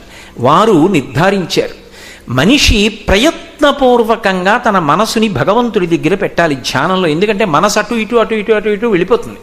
భగవంతుడు అంటాడు, ఆ పదార్థాలన్నీ నాకు అక్కర్లేదా, అవన్నీ నీ సృష్టించినవే, మయ్యేవ మన ఆదత్సా మయి బుద్ధిం నివేశయ, నీ మనసు నా దగ్గర పెట్టంటాడు. అది మన మాట వింటే కదా అక్కడ పెట్టడానికి. మారేడు దళం పెట్టమంటే పెడతాను, కానీ మనసును పెట్టమంటే ఎక్కడ పెడతాను? అలా పెట్టగలిగిన శక్తి ఉంటే ఎప్పుడో తరించిపోతాను. అది ఎటో పోతుంది వచ్చిన బాధ. కానీ మన మనసుని మనం ప్రయత్నపూర్వకంగా పెట్టవలసిన అవసరం లేకుండా మన మనసుని తానులాగెయ్యగలిగినటువంటివి సృష్టిలో కొన్ని ఉన్నాయి. అందులో మొదటిది ఏనుగు యొక్క ముఖం. అందుకే విఘ్నేశ్వరుడికి సుముఖ అని పేరు. మంచి ముఖం. ఎందుకని అంటే లక్ష్మీ కటాక్షం ఇస్తాడు, మన మనసును తను లాక్కుంటాడు. అందుకే 16 నామాల్లో మొదటి నామం సుముఖ. సుముఖశ్చైకదంతస్య కపిలోగజకర్ణక లంబోదరశ్చ వికటో విఘ్నరాజో గణాధిప ధూమకేతుర్గణాధ్యక్ష పాలచంద్రో గజానన వక్రతుండ శూర్పకర్ణో హేరంబ స్కందపూర్వజ షోడశైతాని నామాని ఎప్పటే శృణుయాదపి విద్యారంభే వివాహే చ ప్రవేశే నిర్గమే తథా సంగ్రామే సర్వకార్యేషు విఘ్నస్తస్య నయాయితే. నిద్ర లేచిన తరువాత తప్పకుండా నువ్వైనా చదువుకో, నీకు చేత కాకపోతే ఎవరినైనా చదవమని విననైనా విను, తప్ప ఇవి వినకుండా చదవకుండా ఏ కార్యం మొదలుపెట్టద్దు. వినాయకుడు అంత శక్తివంతుడు. ఆయన ముఖము ఏనుగు ముఖం. ఎందుకంటే ఏనుగు ముఖం ఆబాలగోపాలాన్ని ఆకర్షిస్తుంది.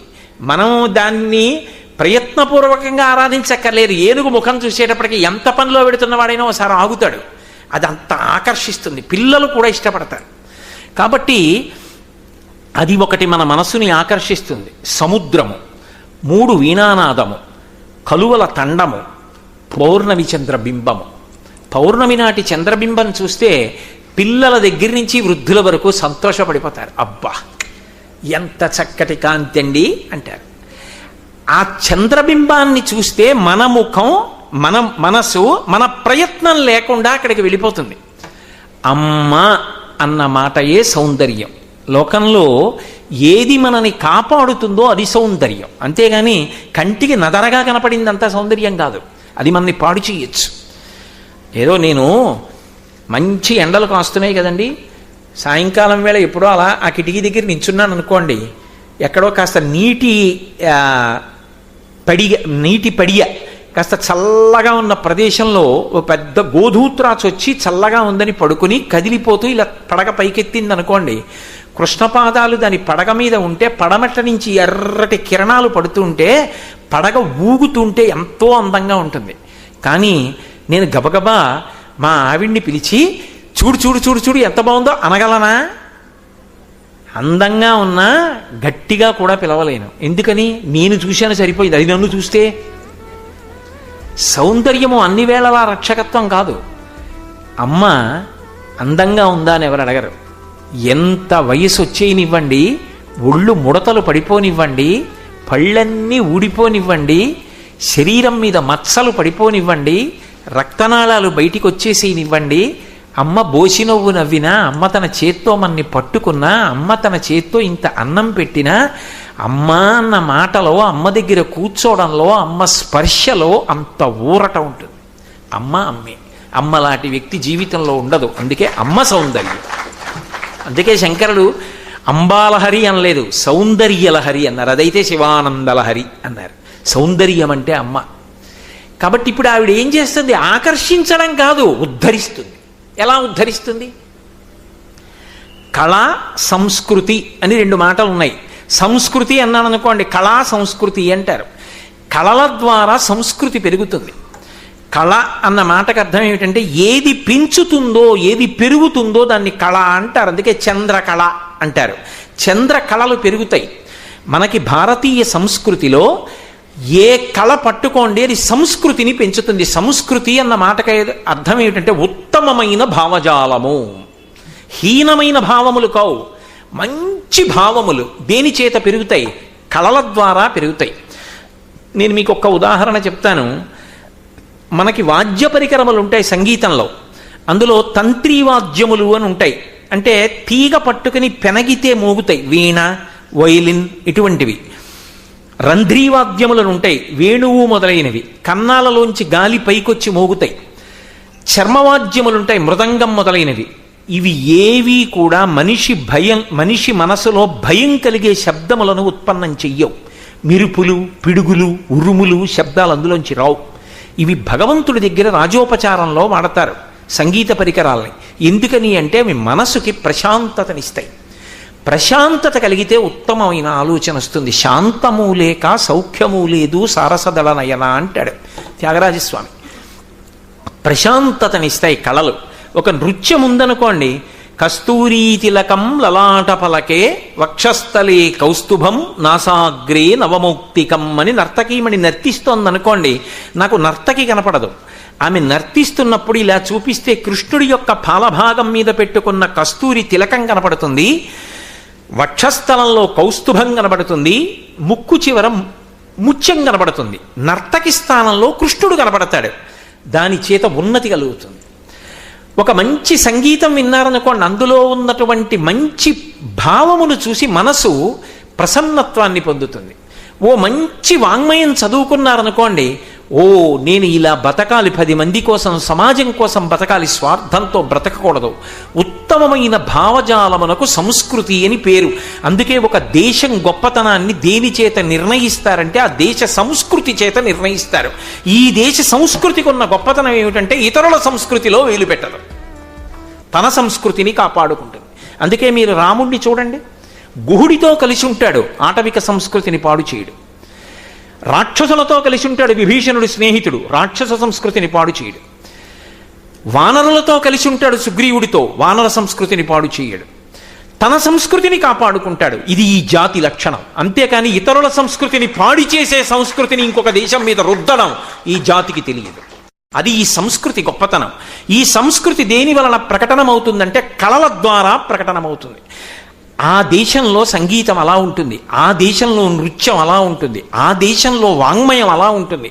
ఆ దేశంలో వ్రాసిన పుస్తకం 1000 సంవత్సరాలైనా పారాయణలు చేస్తారు. ఒక భగవద్గీత ప్రస్థానత్రయంలో ఒకటి, ఒక రామాయణం కాలంతో సంబంధం లేదు, భారతం సంబంధం లేదు, భాగవతం కాలంతో సంబంధం లేదు. కాలంతో సంబంధం లేకుండా ఎప్పటికీ మానవాళిని ఉద్ధరించి ఉత్తమ భావజాలమును కల్పిస్తుంది. అది కళా సంస్కృతి. కళ అంటే పెంచునది, పెరుగునది అని అర్థం. ఆ బింబంలో ఆ చంద్రమండలం యొక్క మధ్యలో అమ్మవారు ఉంటుంది. అందుకని చంద్రుడి యొక్క కాంతిక గొప్పతనం.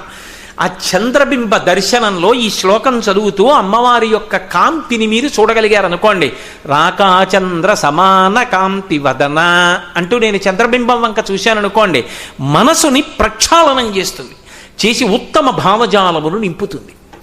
మంచి భావనలను ఇచ్చి ఆ భావన చేత మళ్ళీ ఆమెయే అనుగ్రహంగా మనకి ప్రచోదనం చేస్తుంది. అందుకే భావనామాత్ర సంతుష్టాయై నమః లలితా అష్టోత్తరంలో ఆవిడ నిజానికి క్రతువు చేత సంతోషించదు. అందుకే సాత్విక పూజ అంటారు వసంత నవరాత్రుల్లో. ఇప్పుడు మీరు వింటున్నారనుకోండి, మీకు మనసులలో మంచి భావనలు కలుగుతాయి, చెప్పేటప్పుడు నాకు కలుగుతాయి, దాని చేత తృప్తి పొందుతుంది. వసంత నవరాత్రులు ఓ కుంకుమార్చన, ఓ నామావళి, ఓ పారాయణ, ఓ శ్లోకం, ఓ సంగీతం, ఓ నృత్యం, వాటికి ప్రీతి చెందుతుంది. కాబట్టి ఇప్పుడు ఆ తల్లి రాకాచంద్ర సమాన కాంతి వదన, ఒకటి మన మనసుని ఆమెయే లాక్కుంటుంది, మనం కష్టపడి మనసు పెట్టక్కర్లేదు. 2 మంచి సంస్కృతిని, ఉత్తమమైన భావజాలమును ఇస్తుంది. ఎందుకనో తెలుసా? కదలికలు ఏవైనా శక్తి, కదలికలన్నీ ఆగిపోతే శివుడు.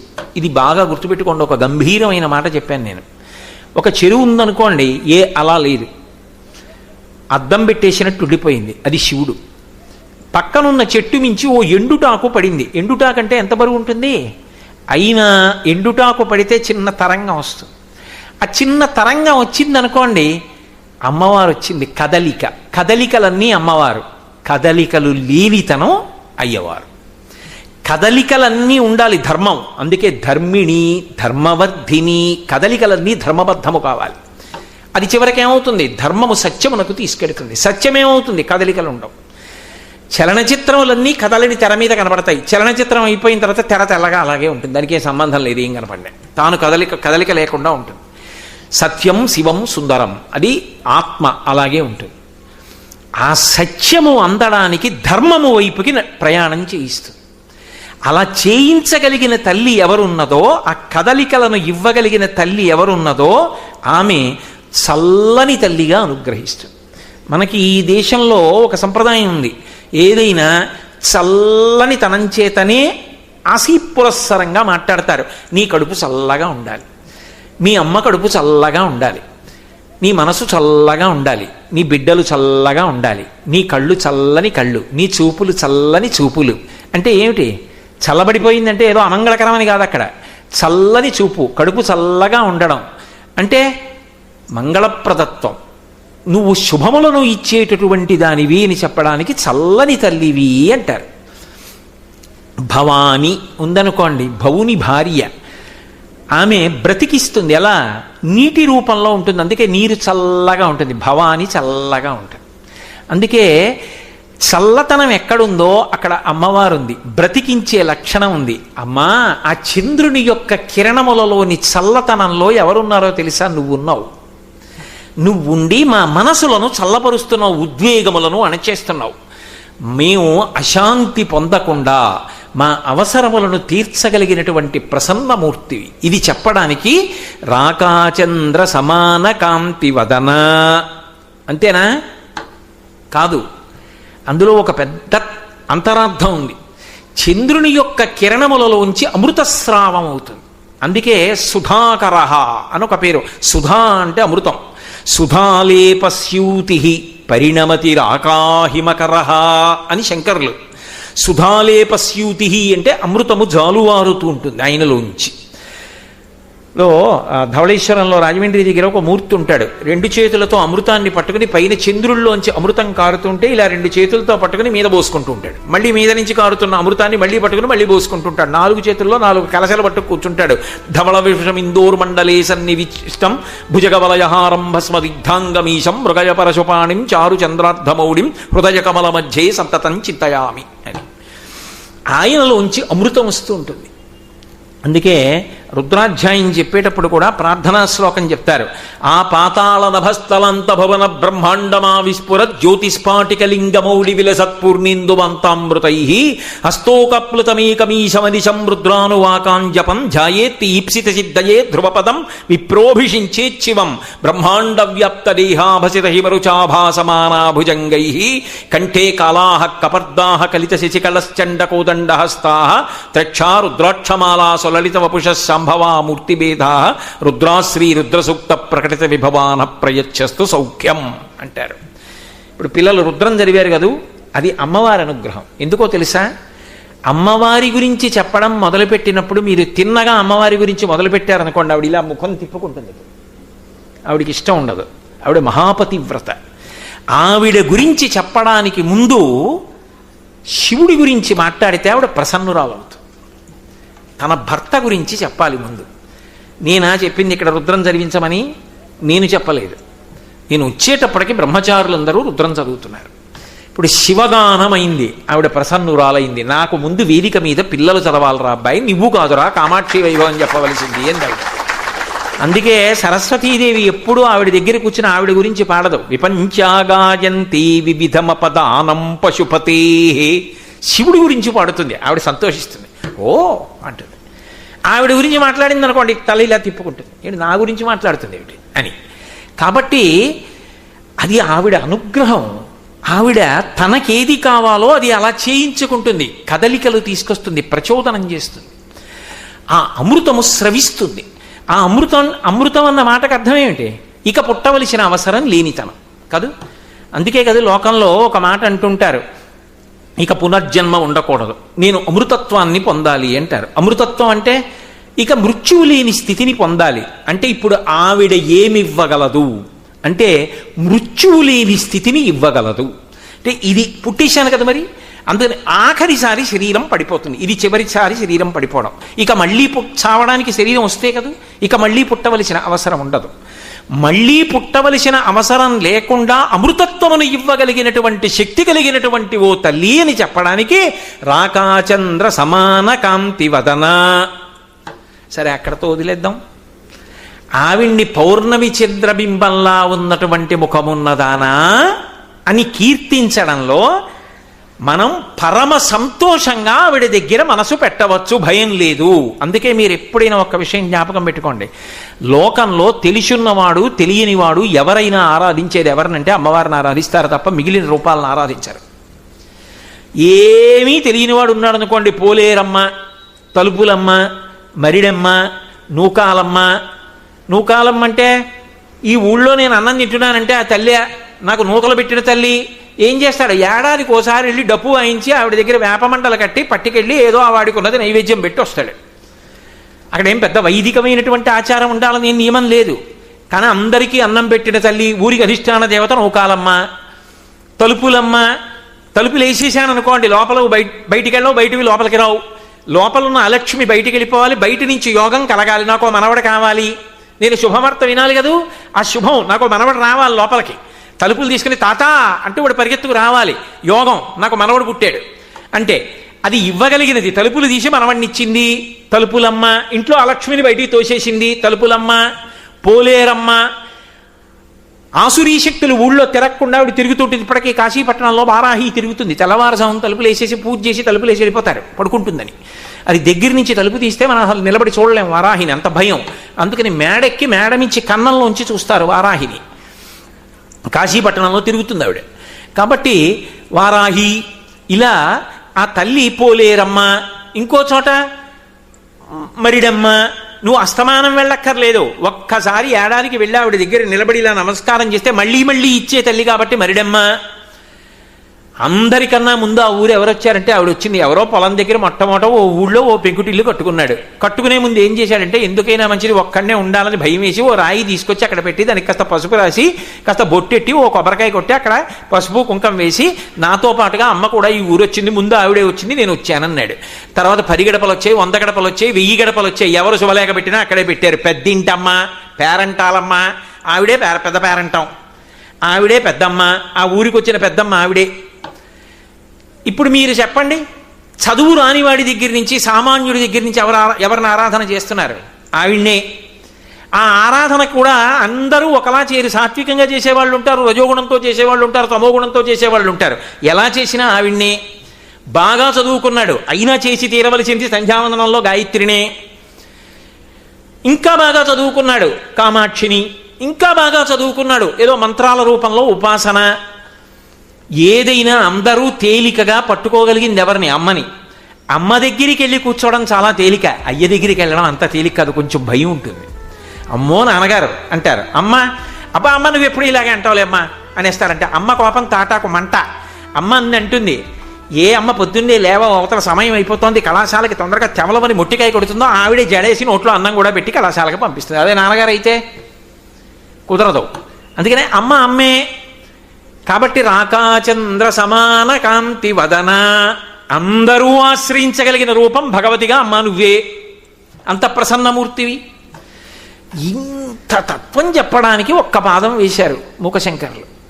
రాకాచంద్ర సమాన కాంతి వదన నాకాధిరాజస్తుత. ఆ తల్లి గొప్పతనం ఏమిటంటే యోగము క్షేమము రెండిటిని ఇస్తూ ఉంటుంది. అది ఆవిడ తత్వం. యోగము, నువ్వు ఏది లేదని అలమటిస్తున్నావో అది నీకు ఇవ్వగలిగిన తల్లి ఆవిడే. ఆవిడ వినా ఇంకొకరు ఉండరు. అందుకే యోగమును కల్పిస్తుంది. క్షేమము, ఉన్న వాటిని ఉంచుతుంది, తీసేసి బాధపడవలసిన అవసరాన్ని కల్పించదు. అందుకే యోగక్షేమములను ఇవ్వగలిగినటువంటి తల్లి. ఇది చెప్పడానికే లలితా సహస్రనామ స్తోత్రంలో ఒక నామం ఉంది, పులోమజార్చిత అనొక నామం. పులోమజ అంటే ఇంద్రుడి యొక్క భార్య శచీదేవి, పులోముని యొక్క కుమార్తె. ఆమె ఏం చేస్తూ ఉంటుంది? అర్చిత. పులోమజుని యొక్క కుమార్తె అయిన శచీదేవి అమ్మవారిని ఆరాధన చేస్తూ ఉంటుంది, నమస్కారం చేస్తుంది. ఆవిడికి నమస్కారం చేస్తే ఇంద్రుడు ఇంద్ర పదవిలో కూర్చోగలుగుతున్నాడు. అంటే భర్త ఐశ్వర్యం ఎవరి మీద ఆధారపడింది? ఆమె కామాక్షి పరదేవతకి ఒక నమస్కారం పెడుతోంది కాబట్టి భర్త ఇంద్ర పదవిలో నిలబడగలుగుతున్నాడు. అంటే ఇప్పుడు నాకు చెప్పండి, ఇంద్రుడు కూడా ఇంద్ర పదవిని ఎవరి వలన పొందుతున్నాడు? ఆవిడ వలననే. విశ్వామరేంద్ర పద విభ్రమదాన దక్షం ఆనందహేతుర్దికం మురవిద్దిశోపి ఈశన్ నిశీతతు మయిక్షణ వీక్షణార్థ ఇందీవరోదర సహోదరమిందిరాయా అంటారు శంకర భగవత్పాదులు. మహేంద్రుడికి కూడా మహేంద్ర వైభవాన్ని ఇవ్వగలిగినటువంటి తల్లి ఎవరు అంటే ఆవిడే. ఎలా ఇస్తుంది? కేవలము అపాంగత్వే లబ్ధ్వా, కడగంటి చూపుతో కటాక్షము ద్వారా ఎవరికి ఏదైనా అనుగ్రహించేస్తుంది. అంత గొప్ప తల్లి కాబట్టి ఆమెనే ఇంద్రుడి చేత ప్రస్తుతింపబడుతుంటుంది. నాకాధిరాజస్తుత, స్వర్గలోకాధిపతి అయిన ఇంద్రుడు ఆమెను కీర్తిస్తూ ఉంటాడు. ఇక్కడ కేవలముగా భోగము కొరకే అని మీరు అనుకోకూడదు.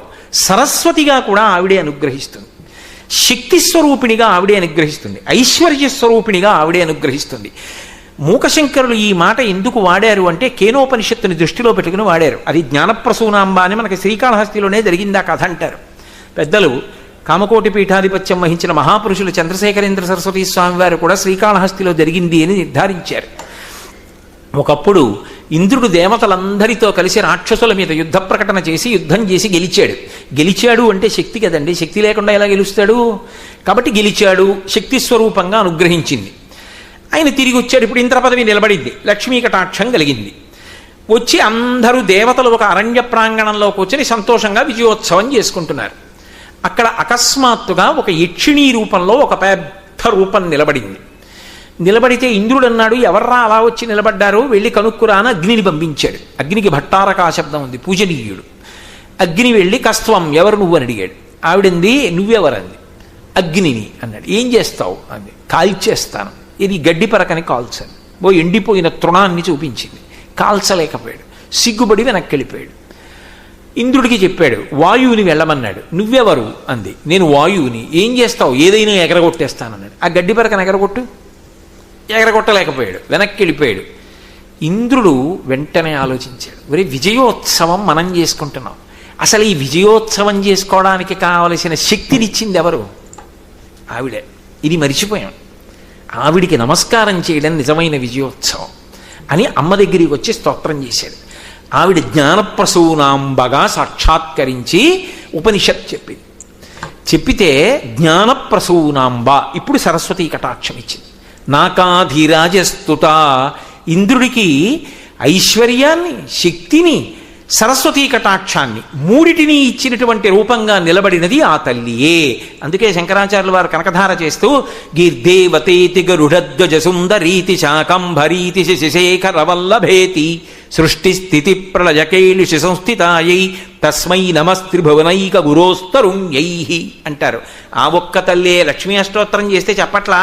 నవదుర్గాం మహాకాళీం బ్రహ్మ విష్ణు శివాత్మికాం అని చెప్పట్లేదు? నవదుర్గలు ఆవిడే. లక్ష్మీదేవి ఒకటి, నవదుర్గలు ఒకటినేమిటి? అన్నీ ఆవిడే. శ్రీ అన్న గౌరినాబరగు చెల్వగు చిత్తము పల్లవింప భద్రాయితమూర్తి అయి హరిహరంబగు రూపము దాల్చి శివరూపాయ విష్ణురూపాయ జని పల్కెడు వైదికాధ్యాయిత ఇచ్చమిచ్చు పరతత్వము కొల్చద నిష్టసిద్ధికిన్ అంటాడు తిక్కన గారి మహాభారతం చేస్తూ. అలా శ్రీ అన్న గౌరినాబరగు, లక్ష్మి ఒకటి, గౌరి ఒకటి కాదు, ఇద్దరు ఒకటే. కాబట్టి శంకర భగవత్పాదులు కూడా గీర్దేవతేతి గరుడధ్వజ సుందరీతి శాకంభరీతి శశిశేఖర వల్లభేతి అంటారు. ఆమెయే లక్ష్మి, ఆమెయే పార్వతి, ఆమెయే సరస్వతి. మరి మూడు చెప్పి శంకరాచార్యులు వారు మళ్ళీ శాకంభరీతి ఎందుకు చెప్పారు అంటే అక్కడ వృద్ధ బ్రాహ్మణికి అన్నం లేదు, అమ్మ ముందు అన్నం పెట్టు, అందుకని శాకంభరీతి. కాబట్టి ఆ తల్లి ఒకప్పుడు ఇంద్రుడిని 3 రూపాల్లో అనుగ్రహించింది. అందుకని నాకాధిరాజస్తుత, మహేంద్రుడి చేత కూడా ప్రస్తుతింపబడేటటువంటి లక్షణము కలిగినటువంటి ఓ తల్లి, నిన్ను నేను ఏమని ప్రస్తుతించను? నాకు మాటలు సరిపోతాయా? నువ్వు అనుగ్రహిస్తే నేను మాట్లాడగలను తప్ప నువ్వు అనుగ్రహించని నాడు మాట్లాడడం కుదురుతుందా? మాట అన్నది శక్తి పరాపశ్యంతి మధ్యమా వైఖరి ఆవిడ రూపాలు. మాట రావాలంటే ఆవిడ అనుగ్రహం ఉండాలి. అంటే ఇప్పుడు మాట్లాడాలంటే ఎవరు మాట్లాడాలి? నేను కాదు, ఆవిడ మాట్లాడాలి. ఆవిడ మాట్లాడితేనే మాట్లాడతారు. అందుకని ఒకనాడు ఇంద్రుణ్ణి అనుగ్రహించావు, ఇంద్ర పదవినిచ్చావు, సరస్వతీ కటాక్షం ఇచ్చావు, శక్తినిచ్చావు, ఇచ్చి నిలబెట్టావు. అటువంటి తల్లివి నువ్వు. కాబట్టి నాగాధిరాజస్తుత మూకానామపి కుర్వతి సురధుని నీకాశ వాగ్వైభవం. అద్భుతమైన పాదం వేశారు మూకశంకరులు. ఎందుకని అంటే, అమ్మా మాటలు రాని మూగవాడికి కూడా ఆకాశము నుండి పడుతున్నటువంటి గంగా ప్రవాహం ఎలా ఉంటుందో అటువంటి వాగ్వైభవం ఇవ్వగలిగినటువంటి తల్లి. గంగ భూమి మీద వెడుతోందనుకోండి, చాలా అందం. కానీ గంగ ఆకాశంలోంచి పడుతోందనుకోండి, శివుడు ఒకడే పట్టాలి. అప్పుడు తల ఎవరూ పెట్టలేరు. పెట్టలేకపోతే ఏం చేశారు? గంగ వైభవం ఏం పోలేదు, ఇలా చెయ్యి పెట్టి చల్లుకున్నారు. చల్లుకుంటే ఏమైపోయింది? ఉత్తమ లోకాలకు వెళ్ళిపోయారంతే. సర్వపాపములు పోయాయి. భవాంగపతితంతో యం పవిత్రమతిపస్పృశు అంటారు వాల్మీకి మహర్షి రామాయణంలో. గంగకంత శక్తి ఎక్కడి నుంచి వచ్చింది అంటే శివుడి యొక్క శరీరమునకు తగిలింది కాబట్టి అని చెప్పారు. నేను చెప్పట్లేదు, వాల్మీకి మహర్షి చెప్పింది చెప్తున్నాను. కాబట్టి ఆకాశంలోంచి పడుతున్న గంగ జరితో పడిపోతుంది. అలా ఉంటుంది అసలు గంగావతరణం. వాల్మీకి మహర్షిని వింటుంటే ఆశ్చర్యపోతాం.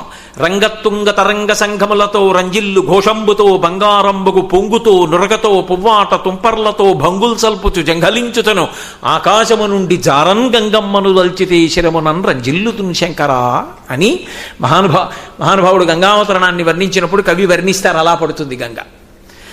అటువంటి గంగ పరమ పవిత్రం, ఏదో జలప్రవాహం కాదు. అమ్మా నువ్వు మాట్లాడించిన మాటలు అలా ఉంటాయి. ఆ మాటలు పరమ పవిత్రములవుతాయి, అవతల వారికి ఉద్ధరణ హేతువులవుతాయి. అంత గొప్ప మాట, అంత పవిత్రమైన మాట ఎందువలన వస్తుందో తెలుసా? నీ అనుగ్రహం వల్ల వస్తుంది. ఎవరికి వస్తుందో తెలుసా? నోరున్నవాడికి, మాటలు వచ్చిన వాడికి కాదమ్మా. మూకానామపి, అపి అంటే కూడా అని సంస్కృతంలో. మూకానామపి మూగవాడికి వస్తుందమ్మా నువ్వు తలుచుకుంటే. ఎవరు మూగవాడు? శంకరులు సౌందర్యలహరిలో చెప్తారు. కదా కాళీ మాథ కదయ కలితాలక్తకరసం పిబేయం విద్యార్థీ తవ చరణ నిర్నీజన జలం ప్రకృత్యా మూకానామపి చ కవితా కారణతయా కథా దత్తే వాణీ ముఖ కమలతాంబూల రసతాం అన్నారు. రంజకత్వం కోసం స్త్రీలు తమ పాదములకు పారాణి పెట్టుకుంటారు. అమ్మవారి యొక్క పాదో పూజయామి అన్నాననుకోండి, అమ్మ పాదయోహ పాద్యం సమర్పయామి అన్నాననుకోండి, నేనాకు అడిగేది తల్లి అనుగ్రహించాలా వద్దా? పరాశర భట్టర్లు శ్రీగురు రత్నకోశం చేస్తూ అంటారు. ఏకంజంచడతిక్షమం మమ పరంచ ఆకుంచ పాదాంబుజం మధ్యే విష్టర పుండరీకమభయం విన్యస్య హస్తాంబుజం త్వాం పశ్యేమ నిషేదుషీం ప్రతికళం కారుణ్య కులంకష స్మారాపంగతరంగమంబ మధురం ముగ్ధం ముఖం బిభ్రతీం అంటారు. ఆ తల్లి ఒక కాలు పైకెత్తి రెండవ తొడ కింద పెట్టుకుని కూర్చుంటుంది. అమ్మా నీ రెండు పాదములు పూజ చేస్తానమ్మా అంటే ఆవిడ అనుగ్రహించి వదలాలి రెండు పాదాలు. చీర కుచ్చిళ్ళు కొద్దిగా ఇలా పైకి తీస్తే, నేను బంగారు పళ్ళెం పెడితే అందులో ఆ తల్లి పాదములు పెడితే, నా భార్య బంగారు చెంబుతో నీళ్లు పోస్తుంటే నేను నా కుడి చేత్తో ఆ తల్లి పాదములు ముట్టుకుని కడగాలంటే నాదా అధికారం, ఆవిడ అనుగ్రహమా? ఆవిడ అనుగ్రహించాలి. ఇప్పుడు నేను ఆవిడ పాదములు కడిగాను అనుకోండి, పళ్ళెంలో నీళ్లు ఎలా ఉంటాయి? ఎర్రగా ఉంటాయి. ఎందుకని? పారాయణ ఉంది ఆవిడ పాదాలకి. ఈ ఎర్రటి నీళ్లు ఉన్నాయి కదా, శంకరాచార్యులు వారంతటి వారన్నారు, పిబేయం విద్యార్థి తవ చరణ నిర్నీజన జలం. అమ్మా ఎప్పుడు తాగుతానమ్మా కాళ్ళు కడిగిన నీళ్లు? మనకి ఎప్పుడు ఉంటుంది అవకాశం అలా తాగడానికి? ఒక్క సువాసిని పూజ చేస్తే. సువాసిని పూజ చేసినప్పుడు సువాసిని కాళ్ళు కడుగుతాం. కడిగినప్పుడు పళ్ళెంలో నీళ్ళు అలాగే ఉంటాయి. ఆ నీళ్లు లోపలికి పుచ్చుకుంటే, ఈ శ్లోకం చెప్తూ పుచ్చుకుంటే, అది సరస్వతీదేవి తాంబూల చర్వణం చేస్తున్నప్పుడు ఉన్నటువంటి ఎర్రటి లాలాజనంతో సమానం. సరస్వతి కటాక్షం ఇచ్చేస్తుంది. అందుకే శంకరులంతటి వారు పిబేయం విద్యార్థి తవ చరణ నిర్నీజన జలం. అమ్మా విద్యార్థినమ్మా ఎప్పుడు తాగుతానమ్మా నీ కాళ్ళు కడిగిన నీళ్లు అన్నారు. ఆ తల్లి ఏం చెయ్యగలదు? మూకానామపి కుర్వతి సురధుని ఈకాశ వాగ్వైభవం. అమ్మా ఆకాశ గంగ లాంటి వాగ్వైభవం ఇచ్చేస్తావమ్మా, నువ్వు అనుగ్రహించావా? ఇంకా నోట్లోంచి గంగా ప్రవాహమే అలా వస్తుందమ్మా వాగ్ధార. అది ఆ తల్లి అనుగ్రహం. అది ఆ అనుగ్రహం లేనినాడు ఒక్క విషయం స్ఫురణలోకి రాదు, ఏది మాట్లాడలేవు. అలా ఇచ్చింది ఎవరికి? మూకానామపి, మూగవాడికి కూడా ఇచ్చావు. ఎందుకంటున్నారు ఈ మాటలో? అసలు ఈ మూక పంచసరి చేసింది ఆయనే, మూకశంకర్లే చేశారు. ఆయన పేరేమిటో కూడా ఎవరికి తెలియదు. ఆయన మూగవారు పుట్టుకతో, ఆయనకి నోరు లేదు. ఆయన కామాక్షీదేవి ఆలయంలో కూర్చునేవారు. శుక్రవార మంటపం ఉంది, ఆ శుక్రవార మంటపంలో కూర్చునేవారు. శ్రీ విద్యోపాసకుడు ఒక ఆయన ఉన్నాడు. అమ్మవారి అనుగ్రహం పొందాలి, ఆవిడ దర్శనం చెయ్యాలనుకున్నాడు. ఆయనేమో పక్కన కూర్చుని జపం చేస్తూ ధ్యానంలో ఉన్నాడు. మూకశంకరులు ఆయన పక్కన కూర్చున్నారు. ఆయన ఏదో మనసులో కాసేపు ధ్యానం చేసుకుంటున్నారు. కామాక్షి పరదేవత కాళ్ళి గజ్జలు గల్లు గల్లు అంటుండగా నడిచి వెడుతోంది లోపలికి.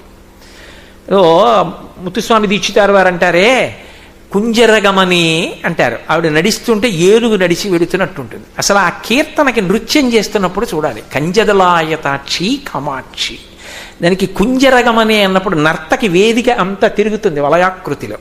ఆ తిరుగుతున్నప్పుడు పాదాల వంక చూస్తే పట్టుబట్ట కట్టుకుంటారేమో, పారాణి పెట్టుకుంటారేమో. ఆ నడుస్తున్నప్పుడు నర్తకీమణి పాదములు ఆ మంజీరముల సవ్వడి వింటుంటే కామాక్షి పాదములు కనపడతాయి. అలా ఆ తల్లి కుంజరగమని ఏనుగు నడిచినట్టు నడుస్తూ వెళ్ళిపోతోంది. వెళ్ళిపోతూ ఇలా వెళ్ళిపోతోంది ఆవిడ. వీళ్ళిద్దరూ ఇలా కూర్చుని ఉన్నారు. ఇది ఎలా ఉందో స్తంభం అలా ఉన్నారు. ఇక్కడొకళ్ళు కూర్చున్నారు. ఆవిడ ఇలా వెడుతోంది.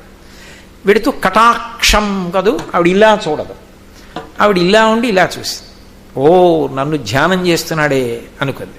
ఆవిడ అనుగ్రహం, ఆయన బహిర్ముఖుడయ్యాడు. శ్రీ విద్యోపాసకుడు గొప్ప శక్తిని ఇవ్వాలనుకుంది. అమ్మవారు ఎప్పుడైనా హద్దులేని శక్తి, ఇక దానికి చెప్పడం ఎవరికి సాధ్యం కాదు. దీనికి ఫలితం చెప్పడానికి ఇంకా శంకరాచార్యుల వారు కూడా సాహసం చేయలే. అమ్మవారికి ఇచ్చేటటువంటి తాంబూలం అంత శక్తివంతం. ఆ తాంబూలం ఆవిడ నవ్వులుతూ ఉంటుంది. తాంబూల చర్వణం చేస్తుంటే దశ దిశల సువాసనలు వ్యాపిస్తాయిట. ఆవిడ అనుగ్రహించాలనుకుంటే తాంబూలపు పిడచ పెడుతుంది నోట్లో. ఆవిడ తాంబూలపు పిడచ తీసి పట్టుకుని ఇలా అంది. ఆ శ్రీ విద్యోపాసకుడు ఛీ ఆడదాని ఎంగిలి అన్నాడు. పక్కన మూగవారు ఉన్నారు. ఈయన అమాయకత్వంతో ఆతృతతో అన్నారు. ఆవిడ నవ్వి నోట్లో పెట్టింది తాంబూలపు పిడచ. ఆవిడ నోట్లో తాంబూలపు పిడచ పెట్టగానే ఆయన ఇలా చూశాడు పైకి. ఆవిడ ఇలా చూస్తోంది, కటాక్షం కడగంట చూస్తోంది. ఆవిడ కంటి చివరి నుంచి చూస్తున్న చూపు మీద 100 శ్లోకాలు చెప్పాడు. కటాక్ష శతకం చెప్పి ఒక్క క్షణం ఆగాడు. ఆవిడ ఇలా చిన్న నవ్వు నవ్వింది. మందస్మిత శతకం అంటే పళ్ళన్నీ కనపడకుండా కొద్దిగా పళ్ళు కనపడేటట్టుగా పెదవులు విచ్చుకోకుండా చిన్న నవ్వు నవ్వింది. ఇటు పక్క నుంచి చూశాడు ఆయన కూర్చుని. ఆ చిరునవ్వు మీద 100 శ్లోకాలు చెప్పాడు. మందస్మిత శతకం.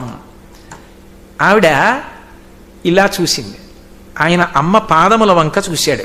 పాదముల మీద 100 శ్లోకములు చెప్పాడు. పాదారవింద శతకం. అమ్మవారిని పైకి చూసి అమ్మవారి వైభవాన్ని 100 శ్లోకాలు చెప్పాడు. స్తుతి శతకం. ఆవిడ పెద్దరికాన్ని 100 శ్లోకాలు చెప్పాడు. ఆర్యా శతకం. ఒక మూగవాడు ఆగకుండా 500 శ్లోకాలు చెప్పి ఆగిపోయాడు. ఆవిడంది నీకేం కావాలంది. నా మాట తీసేయమన్నాడు. ఏమంది? అమ్మ నాకు పుట్టుకతో మాట లేదమ్మా, నువ్విచ్చిన మాట నీ మీద 500 శ్లోకాలు చెప్పా. నువ్వు కదా పలికింది లోపల నుంచి మాట లేని వాడికి. ఆ మాట ఉంచితే ఏదైనా పనికిమాలిన మాట మాట్లాడతానేమోనమ్మా, వద్దు తీసేయమన్నాడు. తీసేసింది ఆవిడ. ఆయన కంచికామకోటి పీఠాధిపత్యం చేశారు కొన్నాళ్ళు. వారికి పేరు తెలియదు, మూకశంకరులు అంటారు. అందుకే దాని పేరు మూక పంచశతి. అది ఆవిడే పలికింది ఆయనలోంచి. అంత అద్భుతమైన మూకశంకరుల యొక్క మూక పంచశతిలోని స్తుతి శతకంలోంచి నేను ఇప్పుడు ఈ శ్లోకం చెప్తున్నాను. కాబట్టి ఒక మూగవాడి చేత పలికించావమ్మా. మూకానామపి కుర్వతి సురధుని నీకాశ వగ్వైభవం. ఆకాశంలోంచి పడుతున్న సురగంగ ప్రవాహం ఎలా ఉంటుందో నువ్వు అనుగ్రహించిన నాడు లోపల నుంచి వచ్చేటటువంటి వాక్ ప్రవాహం అలా ఉంటుంది. కాబట్టి తల్లి, నువ్వు వాగ్రూపిణివి, వాగ్దేవతవి, శారదవు. నువ్వు చెయ్యలేనిది ఏమిటి? ఆమె సరస్వతీ స్వరూపిణి. ఆ తల్లి లోకంలో ఎక్కడ ఎవరిని అనుగ్రహించాలనుకున్నా హేళగా అనుగ్రహించేస్తుంది. ఒకప్పుడు కాళిదాస మహాకవిని అనుగ్రహించాలనుకుంది. ఏమీ తెలియనివాడు. విద్య కావాలన్నాడు. నాలుక పట్టుకులాగి బీజాక్షరాలు రాసింది. అంతే. మాణిక్య వీణాం ఉపలాలయంతీం మదాలసాం మంజులవగ్విలాసాం మహేంద్ర నీలజ్యుతి కోమలాంగీం మాతంగ కన్యాం మనసా స్మరామి చతుర్భుజే చంద్రకళావతంసే కుచోన్నతే కుంకుమరాగశోణే పుండ్రేక్షు పాశాంకుశ పుష్పబాణహస్తే నమస్తే జగదేకమాత. కామాక్షి స్వరూపాన్నే వర్ణించాడు ఆయన. శ్యామలాదండకం చెప్పాడు. ఆవిడ అనుగ్రహించింది. అంతే. ఆకాశ గంగా ప్రవాహం ఎలా ఉంటుందో అటువంటి వాగ్వైభవం వచ్చింది. ఆవిడ ఒకప్పుడు వరదను అనుగ్రహించింది. జంబుకేశ్వర క్షేత్రంలో అమ్మవారి ఇప్పటికీ తిరుగుతుంది, అఖిలాండేశ్వరి. అర్చకులకు కూడా ధైర్యం సరిపోదు. మహానైవేద్యం పెట్టేటప్పుడు తలుపేయాలి. లోపలికి వెళ్ళి మేము మగవారం అని చెప్పి నిలబడడానికి వాళ్ళకు కూడా ధైర్యం సరిపోదు. అందుకని చీర కట్టుకుని ఎడతారు. మీరు ఇప్పటికీ మహానైవేద్యం పెట్టేటప్పుడు చూస్తే పట్టు చీర కట్టుకుని ఎడతారు మేళతాళాలతో అర్చకులు. వెళ్ళి తలుపు వేసేసి అర్చకులు లోపల నిలబడి అమ్మవారికి నైవేద్యం పెడతారు. ఒకప్పుడు జంబుకేశ్వర క్షేత్రంలో అమ్మవారికి నైవేద్యం మహానైవేద్యం వండడానికి ఒక వ్యక్తి ఉండేవాడు. ఆయన పేరు వరదన్. ఆయన పుట్టుకతో వైష్ణవుడు. ఆయన వంటలు చేస్తుండేవాడు అక్కడ. ఆ దేవస్థానంలోనే దేవస్థానం తుడవడానికి ఒక ఆవిడ, ఒక పరిచారిక ఉండేది. ఆవిడ పేరు మోహనాంగి. ఆవిడ తిరువాచకం అని చెప్పి తమిళ సంప్రదాయంలో పరమశివుడి గురించినటువంటి విశేషం అది వింది. తిరువాచకం విని ఆవిడ అనుకుంది, శివభక్తుడైన వాడైతే నేనే పెళ్లి చేసుకుంటానంది. ఈ వరదన్కి మోహనాంగిని పెళ్లి చేసుకోవాలని కోరిక పుట్టింది. అడిగాడు, నేను పెళ్లి చేసుకుంటానని అడిగాడు. ఆవిడంది, నేను శైవుణ్ణైతేనే పెళ్లి చేసుకుంటా, శివభక్తి తత్పరుణ్ణి. నువ్వు జన్మచేత వైష్ణవుడివి, నువ్వు శైవుడు అయితే నేను చేసుకుంటాను. శివుడు ఒకటి విష్ణు ఒకటినా, రెండూ ఒకటే. నిన్ను పెళ్లి చేసుకోవడానికి వాళ్ళ నుంచి ఇలా పెట్టుకుంటానన్నాడు. కావలసింది ఇలా పెట్టావా కాదు, ఇలా పెట్టడం ఏమైనా వచ్చా, ఇదొకటే ఈశ్వరుడు చూస్తాడు. కాబట్టి ఆయన ఇలా పెట్టుకున్నాడు. ఇలా పెట్టుకుంటే మోహనాంగి పెళ్లి చేసుకుంటానండి. ఆయన శివభక్తుడయ్యాడు. వంట చేస్తుండేవాడు. అమ్మవారికి నైవేద్యాలు జరుగుతుండేవి. ఓ రోజున వంటగది ముందు వంట అంతా చేసేశాడు. మహానైవేద్యానికి వెళ్ళిపోయింది. ఆయన కూర్చున్నాడు కాళ్ళు దాపుకుని. అఖిలాండేశ్వరి నడిచి వెళ్ళిపోతోంది. ఆయన చూసి నోరు తెరిచి ఉండిపోయాడు ఇలాగా అని. ఆవిడ ఒక్కసారి కటాక్షం, చెప్పాను కదా ఇలా తిరగదు, ఆవిడ ఇలాగే నడుస్తూ ఇలా చూసి చిన్న నవ్వు నవ్వి అనుగ్రహించింది. అంతే. కాలమేఘన్ అని పేరు మారిపోయింది. నల్లని మబ్బులు వచ్చి వర్షం కురిస్తే ఎలా ఉంటుందో అటువంటి కవిత్వం చెప్పాడు ఆయన. ఆయన పేరు కాలమేఘన్ అయింది. ఇప్పటికీ తమిళ దేశంలో ఆయన చేసినటువంటి స్తోత్రాలని అద్భుతంగా చెప్పుకుంటారు. ఆ తల్లి ఎవరికి ఇవ్వలేదు కవనశక్తి, ఎవరికి ఇవ్వలేదు జ్ఞానం. ఒకప్పుడు దుర్వాసో మహర్షి కామాక్షిని ప్రార్థించాడు. 200 శ్లోకాలు చెప్పింది. ఆర్యా ద్విషతి. ఆ పుస్తకం జరిగితే ఆశ్చర్యపోతారు. అటువంటి శ్లోకాలు అద్భుతం, అసలు సమస్త వేదసారం. అటువంటి శ్లోకాలు చెప్పింది. కామాక్షి పరదేవత పూజా విధానాన్ని నిర్ణయించిన వాడు దుర్వాసో మహర్షి. ఒకప్పుడు అనుగ్రహించింది. ఆ తల్లి అనుగ్రహం కలిగింది. ఆ జీవితం మలుపు తిరిగిపోతుందంతే. మీరు ఊహించలేరు. ఆ ఎత్తుకు వెళ్ళిపోతాడంతే. ఆమె కదలికలు, శక్తి ఆవిడ మీ ఊహకు అందడు. అలా ఉంటుంది ఆ ప్రస్థానం. కాబట్టి అమ్మ మూకానామపి కుర్వతి సురధుని నీకాశవగ్వైభవం శ్రీకాంచీనగరీ విహార రసిక. ఆవిడికిట శ్రీకాంచీనగరమునందు తిరగడంలో చాలా ఇష్టంట. ఎందుకని ఇష్టం అంటే, లోకంలో అన్ని పిలుపుల కన్నా ఇష్టపడే పిలిపేది స్త్రీకి. అమ్మా, ఎంత పెద్ద చదువుకోనివ్వండి, ఎంత అధికారిని కానివ్వండి, కొడుకొచ్చి పేరు పెట్టి పిలవడమో లేకపోతే మేడం గారు అనో అన్నాడు అనుకోండి, బుద్ధుందా లేదా, ఏమిటా పిలుపు, అమ్మ నువ్వు అనక అంటుంది. అమ్మ నువ్వు అని ఏకవచన ప్రయోగం చేస్తే పొంగిపోతుంది. ఆ అమ్మతనం పూర్ణత్వం. ఆ అమ్మ అని పిలిపించుకోవాలని అంత పరితాపం పొందుతుంది స్త్రీ. ఆ తల్లి లోకములకన్నిటికీ తల్లి. నాభీ కేంద్రం ఎక్కడుంది? మొత్తం భూమండలానికి అంతటికీ కూడా భూమాత అన్నప్పుడు నాభీస్థానం కాదు, మాతృత్వాన్ని నిర్ణయిస్తుంది. ఆ మాతృస్థానాన్ని నిర్ణయించే బిలాకాశం ఉన్నది కాంచీపురంలో ఉంది. అందుకని ఆమె కామాక్షి పరదేవతగా అక్కడ ఉంది. కాబట్టి జగత్తులకు తల్లి. కాబట్టి శ్రీకాంచీ నగరీ విహార రసిక.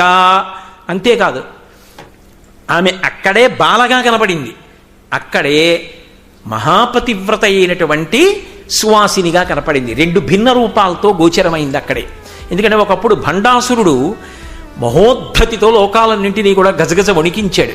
ఆ భండాసుర వధ చేయమని దేవతలందరూ ప్రార్థన చేస్తే కామాక్షి స్వరూపంగా వచ్చింది. వచ్చి భండాసురుని యొక్క సైన్యాన్నంతటినీ కూడా నశింపచేసి భండాసుర వధ చేసి దేవతలకి అనుగ్రహం చేసింది. మీ అందరూ కూడా ఇక్కడే భండాసురుణ్ణి పాతి పెట్టడానికి ఏర్పాట్లు చెయ్యండి అంది. అందుకే ఇప్పటికీ కామాక్షి మందిరంలోనే భండాసురుడి యొక్క శరీరం ఉందంటారు. ఆ పైన అరుగులున్నాయే మంటపం, ఆ మంటపం కింద ఉంది భండాసురుడి శరీరం అంటారు. అందులో భండాసురుని యొక్క సైన్యాలన్నింటినీ కూడా కప్పెట్టేశారు అంటారు. పౌరాణికమైన వాక్కు. మీరు కావాలంటే కామకోటి శ్రీకార్యం వారిని అడగండి, చెప్తారు. కాబట్టి భండాసుర వధ చేసింది ఆవిడ. దేవతలందరూ దగ్గరికి వెడితే 5 సంవత్సరాల పిల్ల బాలాత్రిపుర సుందరిగా కనపడింది. ఆవిడ ఎప్పుడైనా అనుగ్రహించాలనుకుంటే బాలారూపంగా కనపడుతుంది. పరమసాత్వికారాధనలలో ఆవిడ పరమ ప్రసన్నురాలవడానికి తేలిక మార్గం సువాసిని పూజ, బాలపూజ. అవి రెండు చేస్తే ఆవిడే పుచ్చుకుంటుంది. ఎందుకో తెలుసా? అలా పుచ్చుకుంది ఒకప్పుడు. కాంచీపురంలో విఘ్నేశ్వరుడు కొడుకుగా పుట్టాడు. ఆకాశరాజుని ఉండేవాడు అక్కడ కూడా. ఆయనకి కొడుకుగా పుట్టాడు. తుండీర మహారాజు అని పేరు ఆయనకి. తుండీర మహారాజు అన్న పేరుతో, అందుకే తుండీర మండలం అని పేరు కాంచీపురానికి అంతటికీ కూడా. ఆ తుండీర మండలంలో తుండీరుడు అన్న పేరుతో పుట్టాడు. విఘ్నేశ్వరుడు గురించి పూజ చేస్తే ఆయన అంశ విఘ్నేశ్వరుడు కొడుకుగా వచ్చాడు ఆ రాజుకి. ఒకప్పుడు వానలు లేవు కాంచీపురంలో. వానలు లేకపోతే సువాసినులందరికీ అన్నదానం ఏర్పాటు చేశారు. సువాసినులందరూ అన్నం తిని తాంబూలం వేసుకుంటే కామాక్షి సంతోషిస్తే వానలు పడతాయి. ఆ మహారాణి ఏం చేసిందంటే ఆవిడ కూడా వంట దగ్గరికి వెళ్ళి పెసరపొట్టు తీసి పాయసంలో వేసింది. పెద్దలు ఇంటికి వచ్చినప్పుడు పెసరపప్పు వండితే పొట్టు లేని పప్పు వండకూడదు. అసలు పొట్టు లేని పప్పు వండనే వండాలి అనుకోండి, అది వేరే విషయం. పొట్టుతో వండాలి. అందుకే పూర్వం ఎవరైనా పొట్టు లేని పప్పు వండుతుంటే పొట్టు అందులో వేసేవారు. పెసర పొట్టు లేని పప్పు వండరు. ఇప్పుడు నేను మళ్ళీ దాని గురించి అది ఎందుకు వండరు, దీనికి వండాలి, దీనికి వండకూడదు, ఎందుకు, అది అక్కర్లేని విషయం. కాబట్టి ఆవిడ పొట్టు తీసి పాయసంలో వేసింది. ఆ పొట్టు తీసి పాయసంలో ఇలా తీసి కదండి వేస్తారు. వేళ్ళు ఒరుసుకున్నాయి. ఒరుసుకోవడంలో ఏమైందంటే ఆవిడ ఉంగరానికి ముత్యం ఉంది. ఆ ముత్యం నొక్కుకుంది. నొక్కుకోవడంలో ఒక బంగారపు తునక వెళ్ళి అందులో పడింది పాయసంలో. ఆవిడ ఎవరికి పెడుతోంది పాయసం? కామాక్షి రూపంగా సువాసినులకు పెడుతోంది. ఇప్పుడు కామాక్షియే వచ్చింది తినడానికి. వచ్చి కూర్చుంది ఆ సువాసినులు. కూర్చుని ఆవిడ కూడా తింటోంది ఆ పాయసం. తుండీర మహారాజు అంటే అప్పటికి చిన్నపిల్లవాడిగా ఉన్నాడు, వినాయకుడైన పిల్లవాడు పారాడుతున్నాడు. వాళ్ళ అమ్మ ఎత్తుకుంది వాడిని. వాడు గోలగోల పెట్టేశాడు కిందకి దిగుతానని. ఏమిటి ఇంత ఏడుస్తున్నాడని కిందకి దింపింది. మరి అమ్మ కాదు అక్కడ అన్నం తింటోంది. వాడు ఉండలేకపోయాడు. ఉండలేక పాకుతూ వెళ్ళి అమ్మా అని ఒళ్ళో పడ్డాడు. ఒళ్ళో పడేటప్పటికి ఆవిడ అంతర్ధానమైంది. ఓ కామాక్షి పరదేవత వచ్చిందిరా అన్నం తినడానికి అని సంతోషపడిపోయారు. ఆవిడ అంతర్ధానమైంది. బంగారం కురిసింది కాంచీపురంలో. ఒకప్పుడు విద్యారణ్యుల వారికి ఎలా కురిసిందో, వైష్ణవ సంప్రదాయంలో ఉన్న వేదాంత దీక్షకులకు ఎలా కురిపించిందో, అలా ఆదిశంకరాచార్యుల వారు స్తోత్రం చేస్తే కనకధార ఎలా కురిపించిందో అలా తుండీర మండలంలో కనకధార కురిపించింది. మౌకశంకర్లు ఒక శ్లోకంలో వర్ణించారు కూడా. కాబట్టి ఆ బంగారపు తునక పాయసంలో పడితే కామాక్షి నిజంగా తింది. అంటే సాత్వికారాధన వసంత నవరాత్రుల్లో అని ఎందుకన్నానంటే, ఒక సువాసిని పిలిచి పాయసాన్నం పెట్టడం, సువాసిని పూజ చేయడం, బాల పూజ చేయడం అంత గొప్పది. ఆవిడ ప్రసన్నురాలైతే చిన్నపిల్ల రూపంలో వచ్చి పూజ అడుగుతుంది. నాకేమైనా పెట్టవా అంటుంది. ఇప్పటికీ ఆ లక్షణం శ్రీశైలంలో భ్రమరాంబకు ఉంది. శంకర భగవత్పాదులు భ్రమరాంబాష్టకంలో చెప్తారు. బాలారూపంలో వచ్చి అడుగుతుంది, ఏమైనా ఇవ్వా అంటుంది. అందుకే మేము శ్రీశైల యాత్ర చేసినప్పుడు సామూహిక బాలపూజలు చేశాం శ్రీశైలంలో. బాలపూజ చేస్తే అంత సంతోషిస్తుంది అమ్మా. కాబట్టి ఆ తల్లి బాలారూపంలో అనుగ్రహిస్తుంది. ఒకప్పుడు 5 ఏళ్ల బాలగా దేవతలందరికీ బిలాకాశంలో దర్శనమిచ్చింది. అందుకని శ్రీకాంచీ నగరీ విహార రసిక అంతేనా? కాదు. కాంచీపురంలో కొన్ని అద్భుతాలున్నాయి కామాక్షి దేవాలయంలో. ఆవిడ భండాసుర వధ చేసేసింది. ఈ దేవతలందరూ ఏం చేశారంటే అమ్మవారి యాజ్ఞ ప్రకారం ఆ రాక్షసుల శవాలన్నీ అక్కడే భూమిలో కప్పెడదామని భూమిని తవ్వుతున్నారు. మల్లుడు అని ఒక రాక్షసుడు, వాడు మంచి ధ్యానంలో కూర్చుని ఉన్నాడు భూమిలో. వాడు తటాలున పైకి లేచి వాడు యుద్ధం మొదలెట్టాడు. వెంటనే శ్రీ మహావిష్ణువు వచ్చి ఆయనతో యుద్ధం మొదలుపెట్టారు. వాడి శరీరంలోంచి రక్తధారలు పడుతుంటే రక్త బిందువులలోంచి రాక్షసులు పుట్టుకొస్తున్నారు. అయ్యబాబో ఇంతమంది రాక్షసులు పుడుతున్నారు ఎలా అని ఆయన ఆలోచిస్తుంటే శంకరుడు ప్రత్యక్షమై ఒక ఆడ మగ 2 భూతములను ఇచ్చాడు. వీళ్ళు ఆ నెత్తురు తాగేస్తారు కాబట్టి ఇంకా రాక్షసులు పుట్టారు. మల్లుణ్ణి సంహరించు సుదర్శనంతో అన్నాడు. వీళ్ళ నెత్తురు తాగేశారు. శ్రీ మహావిష్ణువు సుదర్శనంతో మల్లుణ్ణి సంహరించాడు. కానీ రాక్షసుడి నెత్తురు తాగేశారు కదా వీళ్ళకి రాక్షస లక్షణాలు వచ్చి విష్ణువుతో యుద్ధం మొదలెట్టారు. వీళ్ళు నాకు సాయం చేయడానికి వచ్చిన వాళ్ళు నాతో యుద్ధం మొదలెట్టారు ఏమిటనుకుని, ఓహో వీళ్ళు రాక్షస నెత్తురు తాగారు, వీళ్ళకి రాక్షస బుద్ధి వచ్చింది, ఈ ప్రకోపం పోవడానికి కొంత సమయం పడుతుంది అని ఆయన ఏం చేశాడంటే ఈ భూతములు రెండింటినీ కూడా అణచడం కోసం వాటి మీద ఎక్కి నించున్నాడు. అయినా వాళ్ళు తప్పించుకు పైకి లేచారు. కింద పడేసి వాళ్ళ మీద కూర్చున్నాడు. అయినా లేచారు. వాళ్ళని కింద పడేసి వాళ్ళ మీద పడుకున్నాడు. అప్పుడు వాళ్ళిద్దరు పడుకున్నారు. ఆయన స్పర్శకి, విష్ణు స్పర్శకి వాళ్ళల్లో ఉన్నటువంటి ఆ రాక్షసుల నెత్తురు తాగినటువంటి మదం విరిగిపోయింది. వాళ్ళు లేచి అయ్యో అయ్యో అయ్యో అయ్యో ఎంత తప్పు చేశామండి అని శ్రీ మహావిష్ణువుని స్తోత్రం చేశారు. విష్ణువు చిన్నబుచ్చుకున్నారు. ఎందుకని? వీళ్ళిద్దరూ శివభక్తులే, వీళ్ళిద్దరినీ కింద పారేసి 2 కాళ్ళతో తొక్కిశానే, వీళ్ళ మీద ఎక్కి కూర్చున్నానే, వీళ్ళ మీద పడుకున్నానే, శివభక్తుల జోలికెళ్ళిన దోషం వచ్చింది నాకు ఎలా అని మళ్ళీ శంకరుడు ప్రత్యక్షమయ్యాడు. నువ్వు అలా బెంగ పెట్టుకోవలసిన అవసరం లేదు. నేను నా 5 ముఖములలోంచి గంగని విడిచిపెడుతున్నాను. దీన్ని పంచతీర్థం అంటారు, అందులో స్నానం చెయ్యి అన్నాడు. ఇప్పటికీ వెనకాతలు ఉంటుంది, కామాక్షి పరదేవత దేవాలయం వెనకాతలు ఉంటుంది, పుష్కరిణి అంటారు.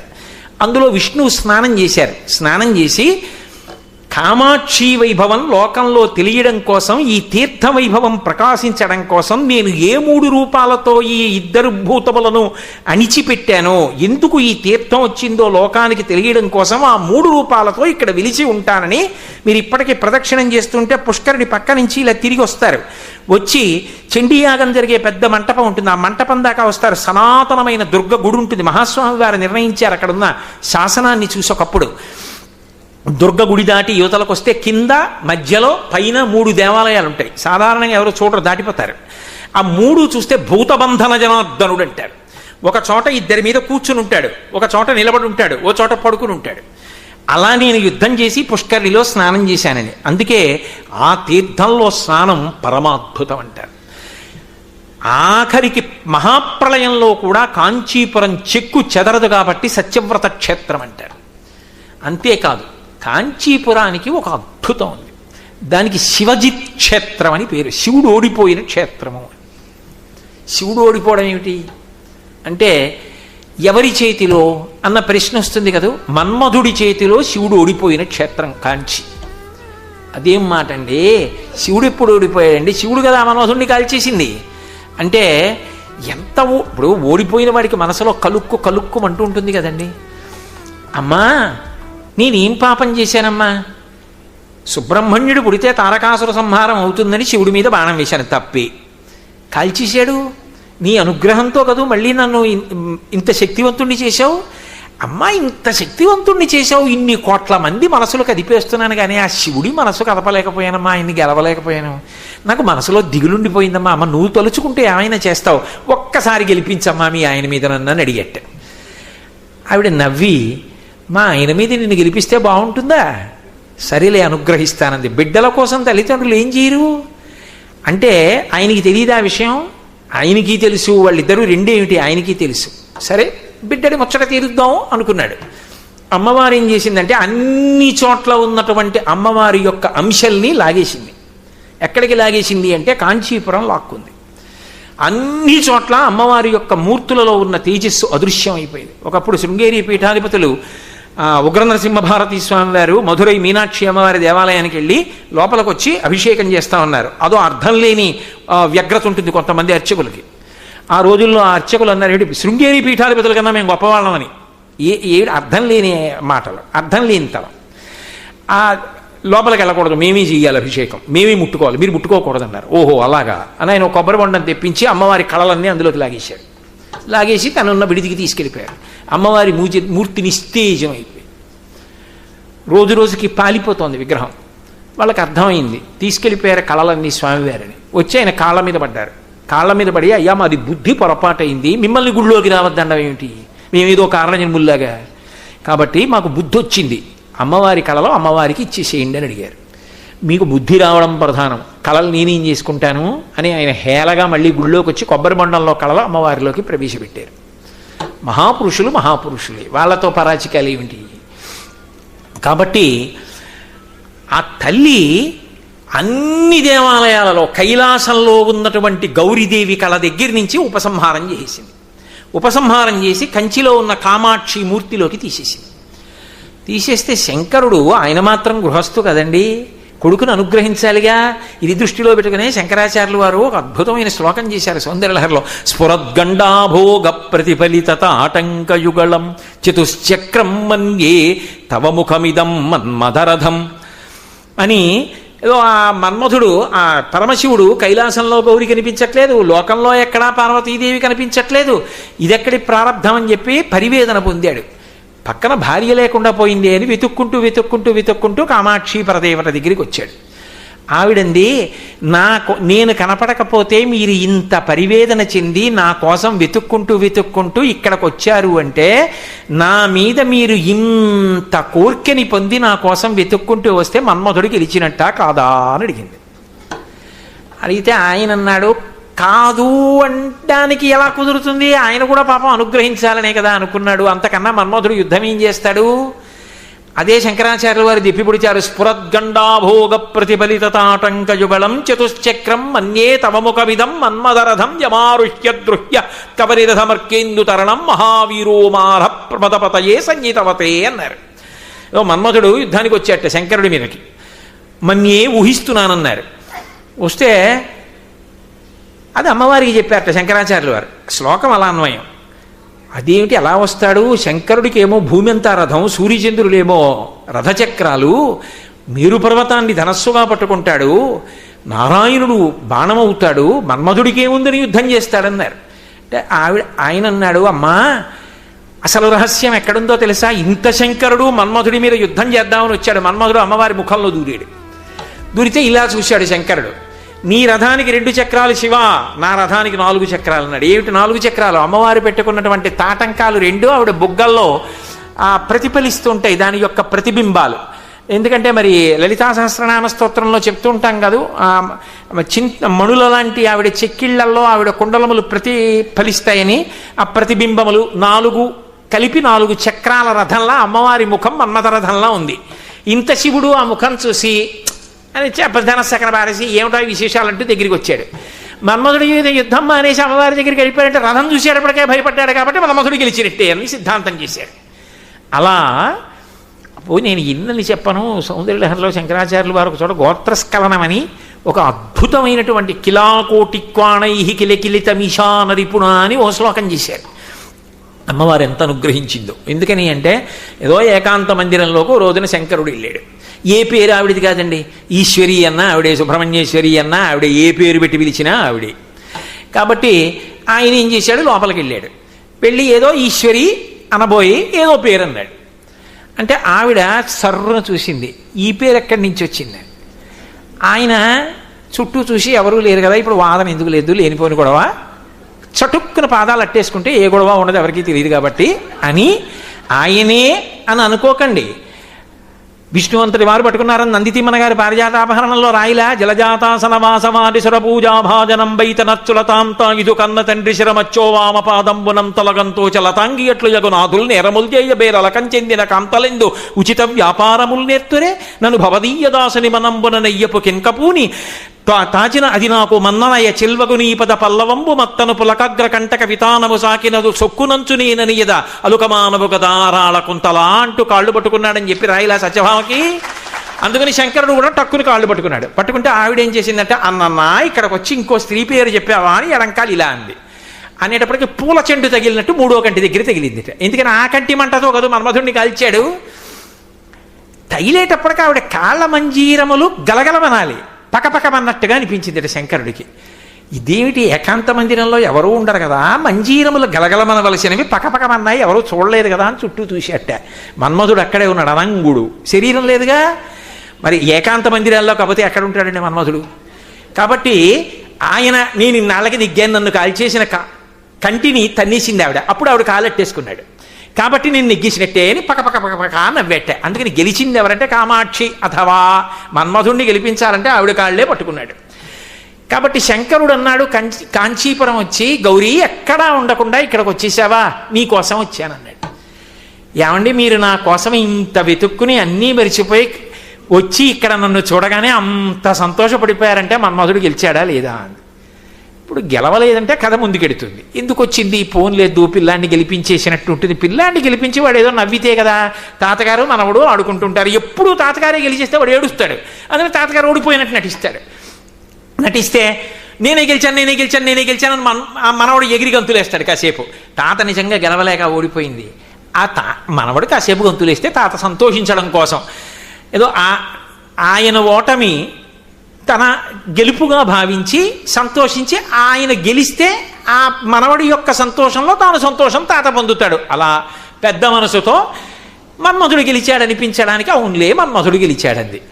అంటే ఆవిడంది రేపు పొద్దున్న గెలవలేదని ఎవరైనా అంటే మన్మధుడు గెలిచాడు ఇక్కడ అనడానికి ఒక సాక్ష్యం ఉండాలి కదా. అన్ని చోట్ల గౌరీదేవి ఉంటుంది, ఒక్క కంచిలో మాత్రం ఏ శివాలయంలో అమ్మవారు ఉండదు. ఇక్కడ ఒక్క చోటే కామాక్షి ఉంటుంది.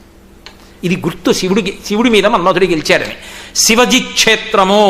అందుకే కామాక్షి మండలం అంతా కూడా ఏ శివాలయంలో అమ్మవారి మూర్తి ఉండదు. అన్ని మూర్తులకి ప్రతినిధి కామాక్షి ఒక్కతే. ఎవరి ఊరేగింపైనా సరే కామాక్షికి ప్రదక్షిణంగా పెడతాయి. ఎంత గౌరవమో తెలుసా, మహమ్మదీయుల పీర్లు కూడా ప్రదక్షిణంగానే పెడతాయి. కామాక్షి ప్రదక్షిణం దగ్గరే చంద్రశేఖరేంద్ర సరస్వతి మహాస్వామి వారు 96వ ఏట బయటికి వెళ్ళి అంతటా సంచారం చేసి ఆయన పాదచారి అయి నడిచేవారు సన్యాస ధర్మాన్ని. ఓ బండి పట్టుకుని నడుస్తూ కామాక్షి దేవాలయానికి ప్రదక్షిణం చేశారు. రాత్రి 1 గంటకి ప్రదక్షిణం చేసి కామకోటి మఠంలోకి వచ్చి ఇలా చెయ్యి తీశారు, ఇరుసు విరిగిపోయింది. ఆయన చూసి నవ్వారు. ఆ తర్వాత ఇక మహాస్వామి పైకి వెళ్ళాల, బ్రహ్మీభూతులైపోయారు, ఎక్కడ సంచారం చేయలేదు. తల్లి చెప్పేసింది అంతే. కాబట్టి కామాక్షి అక్కడ ఏ శివాలయంలో ఉండదు, కామాక్షి దేవాలయమే అమ్మవారి దేవాలయం. కాబట్టి శివజి క్షేత్రము. ఆ తల్లి అనుగ్రహిస్తే అలా అనుగ్రహిస్తుంది. మన్మథుణ్ణి గెలిపించింది అక్కడ, అందుకని కామాక్షి. శ్రీకాంచీ నగరీ విహార రసికా. రేపు 6:30 కలుసుకున్నప్పుడు మిగిలిన శ్లోకాన్ని పూర్తి చేస్తాను. మంగళాశాసన పరైవదాచార్య పురోగమై సర్వైశ్చ పూర్వైరాచార్యై సత్కృతాయాస్తు మంగళం. మంగళం కోసలేంద్రాయ మహనీయ గుణాత్మనే చక్రవర్తి తనూజాయ సర్వభౌమాయ మంగళం. ఉమాకాంతాయ కాంతాయ కామితార్థప్రదాయినే శ్రీగిరీశాయ దేవాయ బలినాథాయ మంగళం. సర్వం శ్రీ ఉమామహేశ్వర పరబ్రహ్మార్పణమస్తు. స్వస్తి.